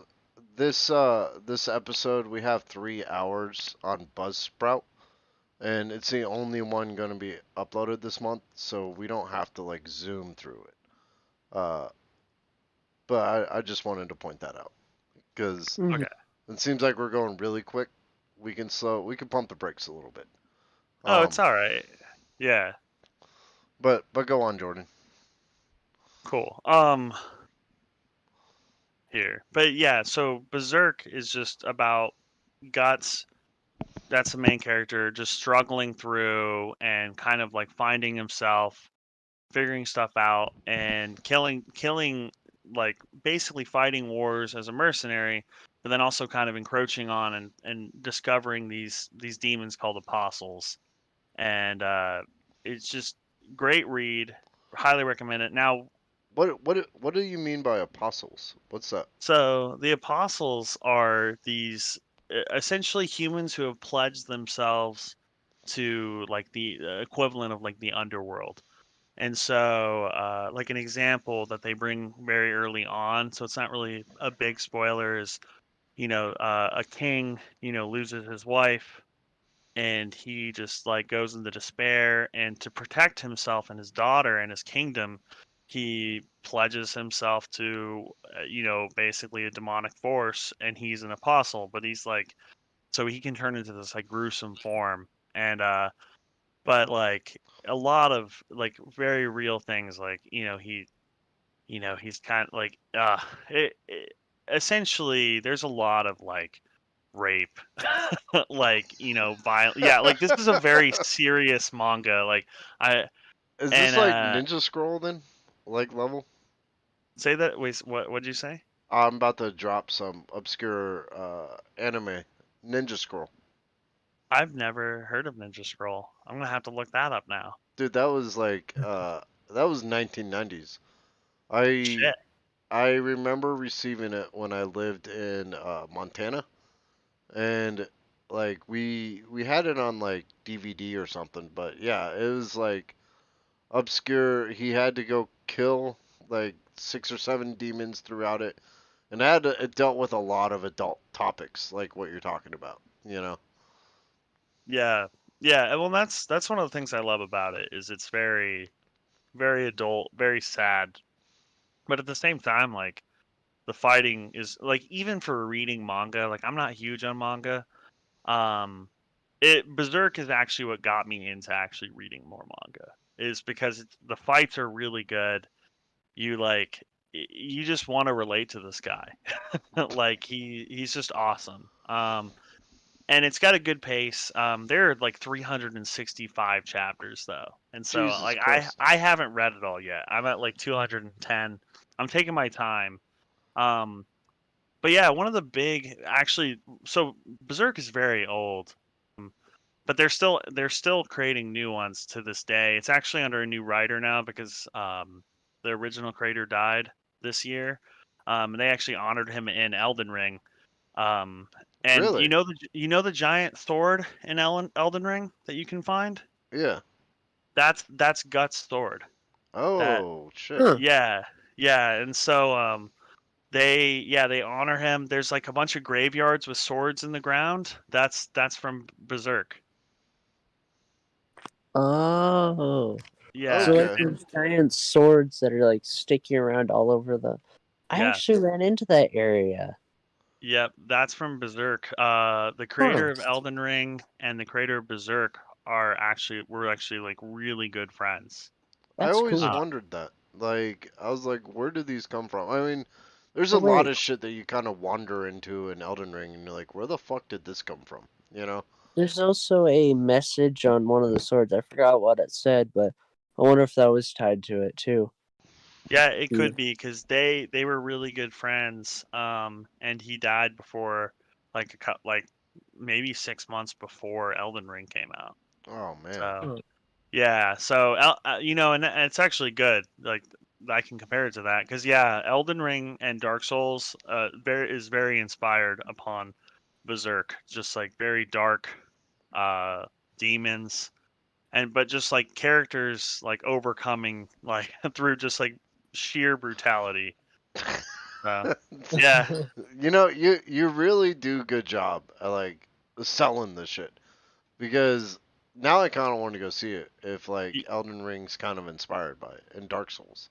highly recommend to read it. If you don't want to read it, it is on Crunchyroll, but like they only cover up to a certain arc, and it's not even it doesn't even get to the dark stuff. Like which is crazy to say, but like it, yeah, highly recommend you read it. One of the big news pieces though is that they actually put a countdown like 72 days ago on the official Berserk site, and everyone was really hoping that they were going to announce like a new anime adaptation because Berserk has gotten really popular over the last year or so, and sadly they just announced that they're like finishing out their memorial edition for like the adaptations that already exist. But everyone kind of is hoping that when they finish this out, they're going to announce, either a new studio working on it, or they're going to just announce that they're going to be moving on to the next arc, which is equally exciting. If that happens, I will go and watch the anime. Well, But that's kind of bullshit. I mean, if they're like, hey, this big news story's coming out, and then it's like, oh, we're just finishing the book. well, it's not the book. The it's them. They're it's and that's the worst thing is it's not even them like announcing a new chapter. It's literally them announcing that they're going to finish the remastering of episodes they've already created. What the So fuck? like, yeah, so it's even worse. Yeah, so like it was an extreme letdown because it was essentially like because everyone was really hoping it like okay maybe like Studio Trigger is picking this up. Somebody just left. We just lost Micah. There he is. Oh, welcome back. Yeah, but like Studio Trigger was gonna pick it up, and like Studio Trigger did Cyberpunk, the Cyberpunk anime. Oh, So I another fucking. That looks so good. I want to watch it, but watch it, 100%, amazing, like super well done. It's they're never gonna expand upon it, so it's like a perfect 9 episode, like 10 episode watch. So highly recommend it. But Studio Trigger is a really good job at like fighting with swords, and this Berserk is basically all fighting with swords. hey, So a lot of people are hoping for that. being our resident anime expert, what's your take on Arcane? Is it pretty good? Oh, so I've not watched Arcane. You're talking about the League of Legends show, correct? Yeah. It, Yeah, oh, go ahead. it won the award over Sonic the Hedgehog 2 in the video game awards. I didn't include it, but uh, it won like the top adaptation this year. Yeah, I honestly I think Cyberpunk should have won that over like I if we're gonna talk about like game adaptations, I don't Arcane really didn't do it for me. But also I'm not a big League of Legends guy, so that I'm a little biased. And also I love Studio Trigger, who made Cyberpunk, so like I just love their style. Heard. I'll I've watch Cyberpunk. never Yeah, played yeah. League of Legends, so Sonic is like the only game adaptation for me. So You've never played Cyberpunk? nope. Well, now's the perfect time to play it because they actually finished the fucking game. Yeah, Oh, okay. yeah. They released I mean, like a half-finished game and was like, "Here's Cyberpunk." And you know what? That's technically not entirely the fault of the developers. That's on us because the people were like, release it, release it, release it, and like the studio heads got wind of it and were just like, yeah, just release it in this unfinished state. But anyway, Yeah. we could write a whole fucking episode on Cyberpunk. Yeah, we could. But yeah, so Berserk, amazing. Check it out. Especially if you're into demons, especially if you're into like to me that's like this true struggler series. I've even thought about getting like a Berserk tattoo. That's how much I like Berserk, and I have no tattoos. So, um, but yeah. Any other questions on Berserk, guys? No, I think I'll check it out. Yeah. Um, So the next thing, JoJo's Part 6, the final episodes, released on Netflix.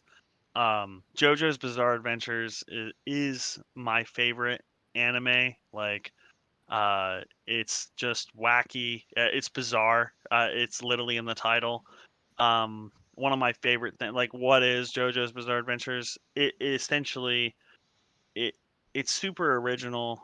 Every single part is a different Joestar, and that's it's a family bloodline. So essentially, you started with part one with Jonathan Joestar, and then part two, Joseph Joestar, part three, Jotaro, and then it goes on from there, and it gets wild. One thing I'll recommend though is if you ever decide to watch it, if you aren't into like old style anime, just skip to part three. Watch part three, continue on from there. Part three is the best, hooks everybody. Define old style anime.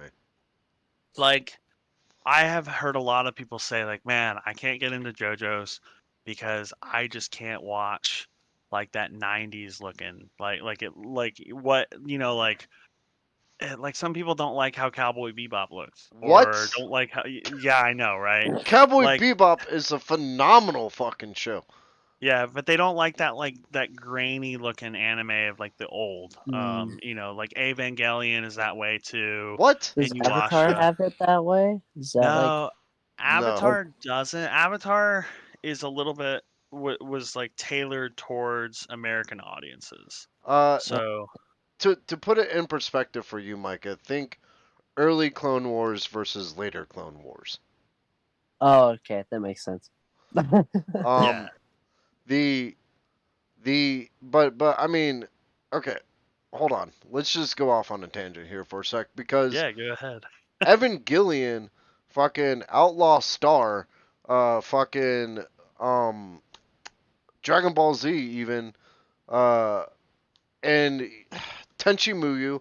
I mean, all of those and Cowboy Bebop had a distinct style to them, Yeah, and it was like it was kind of iconic for its time, like the '90s style, but it had its own flavor, and I love them for that. yeah. I love that you mentioned Tenchi Muyo, because like maybe a month ago I was like remembering an anime and I was like, what the hell was this? and I was like trying to figure it out. Yeah, no, I mean, and that was why it was easy for me. Like I picked up JoJo's, I watched part one, and like part one is literally 9 episodes. Like it's super short, and then part two is like 12 episodes, and then part three is 38 episodes. So yeah, and then that's how every part is after that. Like they get extremely long. But yeah, like if you want to watch it, try to start at the beginning, but move up. But essentially, uh, part one and two is about fighting vampires, and then part three is essentially every person has a ability like this. They call them stands, but they essentially have this like person that like that not only other stand users can see, but they all have like special abilities. And the cool thing about it is it's like you have people who punch really fast, but you also have somebody who has like the power of the sun at their disposal. Oh shit. Yeah, so it's like it's really interesting. The fights are awesome. It's your classic shonen, really. So Mhm. All right, I will check that out too. Man, yeah. Nice. I'm Oh, go glad ahead. we're doing this section because I know like very little about anime. Um, though I've kind of seen a lot of the classics. I mean, like, probably the most obscure I've gone is Outlaw Star and Ninja Scroll. But like, I grew up on Dragon Ball, Tenchi, um, like fucking I love Naruto, and I know that's like not every anime nerd out there is gonna be like Naruto's great, but I like Naruto. I think Yeah, a lot of it subverts what you expect in anime. You know. yeah. If it weren't for the fact that it was like, like for example, and a lot of anime fans will like not enjoy this. But like for example, I can't watch One Piece because it's 1,000 episodes. I don't really want to start Naruto because it's like I think at this point, like original Naruto's like 200 episodes, Shippuden's like 500 episodes, and then Boruto's on like its 300th episode and still going. Oh, it's So fucking it's ridiculous. And you yeah, literally have to shovel through the shit. Like I have Oh, to pull up a website that tells me what's shitty episodes and what's not. yeah. speaking of, oh sorry. No, No, no, no, go ahead, Micah, Micah. go ahead. Oh, speaking of One Piece, one of my coworkers decided to do a One Piece marathon. And Yeah, no, no. he finished the entire thing in under a month. See, How? and that's crazy He because got like like an hour sleep a day. Like he was like, "Yeah, I do this all the time. Don't worry."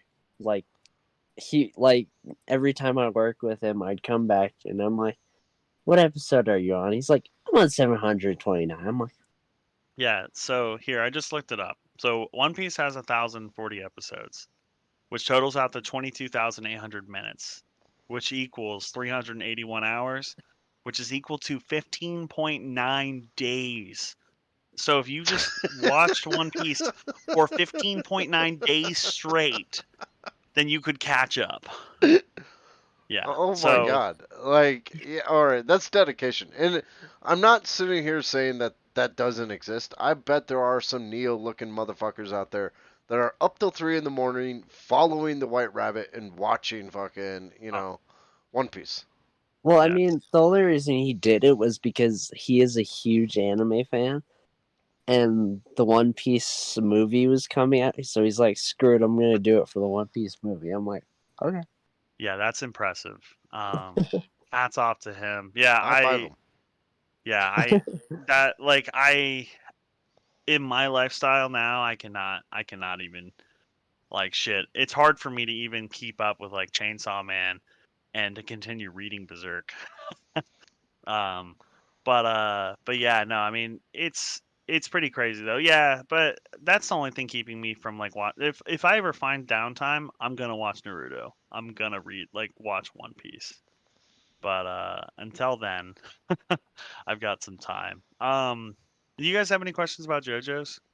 Nope, No. I'm just like interested because like me, I'm not a huge anime fan, Mm-hmm. but like I've watched a couple. Like that's as close as the well-known Pokemon. That's like the very closest I've been. Yeah, I'd But say Pokemon's an anime. I mean, in yeah, the yeah, same it is. vein that I'd say Avatar's a Western anime. And it's like, it's not. I know that there's purists out there that are like, that's not an anime, or Naruto's not an anime, but yeah, they are. People Oh still yeah, see them as fucking animes. It's the same as saying Green Day is not a punk band. Yeah, they yeah. are. Yeah, I no, was and I agree with you. People who gatekeep like that are awful. I mean, they're definitely the problem with the anime community. But they're not the majority. That's for sure. Yeah, it's gatekeeping like that stops others from being interested in your hobby. Yeah, You Micah, know? what were you gonna say? I've also learned not to like. All right, well, there's one time me and my friend were up till like 3 o'clock in the morning. We find this like anime channel. We've learned not to watch anime at 3 a.m. because well, like we watched it for like 5 minutes and it was just this guy cooking bear meat or something. It Are you was sure that weird. was anime or just the public access channel? Well, No, it was anime.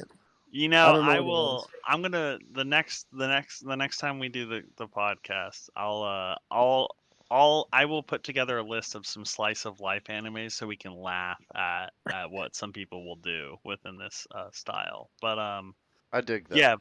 But if you want to watch JoJo's, like please, like seriously, I'll pay you if you don't like it. Seriously. Wait, What's Um, it on? so it's on Netflix. Okay.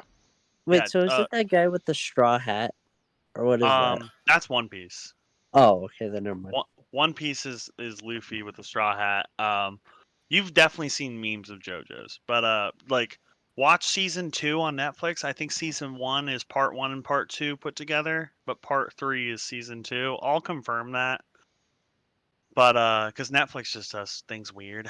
But yeah, As a Okay, side note to all our listeners out there, these episodes will not be like 2 to 3 hours from here on out. We yeah, I mean we kind of expected the video game awards to take up a chunk of time, but we didn't expect it to kill all our time. yeah. well, I mean, so did the TV and movies because we started talking about Marvel and that went on for a while. I mean that's fine though. That's technically what Yeah, was supposed to happen. yeah. Yeah. The Here, video I'll game go award. through the. Oh, Go go on. ahead. I'll just go through the last one, and then we can start wrapping it up. So Demon Slayer released a new trailer for essentially what they're going to do in 2023. Demon Slayer is, it's funny that I chose these three because they all have devils and demons in it, except for JoJo's. But Sensing a trend. yeah, I know. I think maybe there's a problem with me. That's what I'm noticing here. I have a type, obviously. Thank you for helping me point this out. Therapy. Yeah. The series is essentially Tanjiro is his family is like they sell charcoal. He comes back from the village after selling charcoal at like in the village. He comes back to his home to find his whole family dead. Um, and he goes out to try to find them. And his sister has been turned into a demon, and he's able to kind of tame her, and she retains some of her humanity, and it's essentially his journey, like becoming a demon slayer, going through the core. But the big release was they released their trailer for 2023. They're going to be going over like a new Hashira, which is like kind of like someone who's elementally like mastered their style, and so they're going to be going over a new Hashira, and it'll be a new arc. But great show. Definitely recommend checking it out. It's another easy to watch, not a lot of filler. At this point, I think they only have like 60 episodes out. And So what's that on? So Demon Slayer is on Crunchyroll as well. If you need a Okay. Crunchyroll account, Kirby, I got you. I'm gonna hit you up for that. Okay. Yeah, also, yeah. does this Demon Slayer character kill demons? Yes, very much. Oh, so I do- the animated version of Doom Slayer. Gotcha. Is It's banana bread made out of bananas? yeah. I would love a Doom anime. That would make me very happy. Oh my god, I love a fucking Doom anime. I would watch the shit out of that. Yeah. Because Doom is so fucking hard to play. Look, I have played many games, many games. Some of them are easy, some of them are normal, some of them are hard. Most of the games I play are straight through on normal. I played Doom on normal. Doom Eternal was the only game that I dreaded picking up. Well, minus Metroid Dread or any of the Metroids for that matter. Uh, that I wondered if I can make it through the next step. And by the end of it, I had to drop it down to easy. Yeah, Gotcha. it forces you to play differently than like what we're used to, and that's the beauty of it. Um yeah, I love Doom, and I listen to the soundtrack daily. So it's like Mick Gordon, what's his name? Do you know who the name of the guy who creates all the Doom soundtrack music? I don't know, but let me look that up. Yeah, it is Mick Gordon. Mick Gordon is just amazing, and just so good. But yeah, that's just for the sake of time, that's the end of my anime section, and I'll actually hash up some of this stuff for the next one. I think we should definitely go into the anime convention on the next one as well. Oh yeah, we 'Cause will. I'd like to I'll learn about that. Yeah, it's pretty funny, and we'll, Taylor, I'll actually put together like a frequently asked questions section for it. Oh, So I kind of want to end these podcasts talking about just some bonkers fucking news story I found, per each one. And this month, well, this technically happened on September 20th. A bear repeatedly robbed a store in Sacramento, California. I mean, Uh, why do you keep robbing stores? Like, that's stop robbing stores. It's not like he kept robbing the store. I mean, technically he did.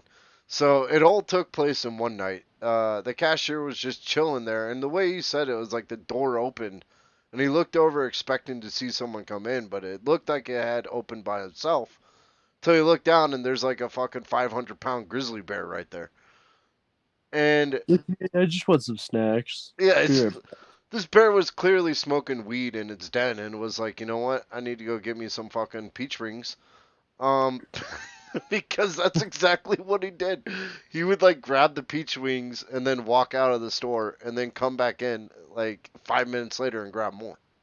That reminds me of the drunk bear. The Which drunk sad bear. story. Yeah, there was a bear that was drunk. Like, it was just a complete drunk bear, and it wouldn't like harm people. It would just walk around funny. Except for the sad part, the worst part though is they put him down Oh, because Oh. it sucks. But he was like a super funny bear that was all over the internet for a while at some point. So we've got robbery bear, we've got drunk bear, and then I'm gonna bring up cocaine bear. This is very much one. What's beautiful is they're actually releasing a movie on this. It's like a horror comedy, but the story essentially is that while like some drug runners were going over some of the like flyover states, they lost some cargo, and a bear ended up eating like a brick of cocaine and just doing crazy shit. And this is a true story. And the movie's inspired upon it. But oh but my yeah, god. Okay. so bears are just like people essentially. I'm just imagining that fucking robot chicken sketch where they were talking about drug learning through Santa's workshop, and they were like interrogating the elf, and he's just like, "You ever seen 4 bags of fucking cocaine pop in a Yeti's stomach?" And it shows like the Yeti in the airport, and all of a sudden, like he just gets coked up and starts tearing the place apart. These bears are out of control, man. We got to do something about this. We need to start Yeah. like a bear AA meeting or something. Did you Really, hear they're really actually do. making a horror Winnie the Pooh movie? So we're gonna also have a killer Winnie the Pooh. Oh yeah, Blood and Honey. Oh Yeah, my god, are you serious? They're also making a Grinch horror movie. So yeah. It's like is everything public domain is now getting an edgy reboot. it really Next, we're called gonna Blood get a and horror Honey? Sonic, a horror Mario, horror. Oh Well, see yeah. that's the best part is Disney can't touch it because Pooh just went into public domain. Yeah. Well, and it's also do you guys know who Meat Canyon is? No. Oh my god. Okay, I won't go too much into it, but this guy makes YouTube skits, and he made a YouTube skit where essentially like Bugs Bunny sexually harasses Elmer Fudd, and it was funny because Warner Bros came after Meat Canyon and told them to turn it down, essentially can't making it canon that Bugs Bunny has sexually harassed Elmer Fudd. So So, so really, it would be very smart of Disney not to go after them for this, because if they do, they're essentially saying, "You can't make this content because we need the opportunity to do it ourselves." Yeah, because this is Oh. the sequel to the New Adventures of Winnie the Ye- Pooh.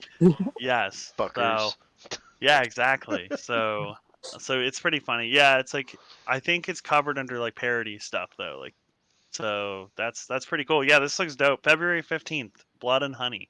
Thank you for bringing that up. No All right, problem. guys, you ready to close this thing down? Yes. Sure. Let's do this. Guys, heads up, we got Crook and Murder returning next week. As well as my brain is hanging upside down is back up and running. The Stone Gauntlet in my brain is going to be once a month. This is to bridge the gap between the Crook and Murder episodes. And we'll be back with a much shorter episode next month. Where we're actually going to do 2022 a year in review. Where we choose our favorite things from each category and talk about them. Wait, so are we gonna do that like separately? Like each of us choose something from anime, each of us choose something from movies, and then each of us choose something from games. Yeah. I think, yeah, because that will Okay. allow us to get involved in each category, you know. Yeah. Alright. So I'm gonna go ahead and play the music. Guys, I'm Crook Irish. Thanks for being here. Thanks for supporting. We love you guys. We wouldn't be doing this without you. Have a good night. And I will sign off by saying I'll web you guys later. So Keep it weird, everyone.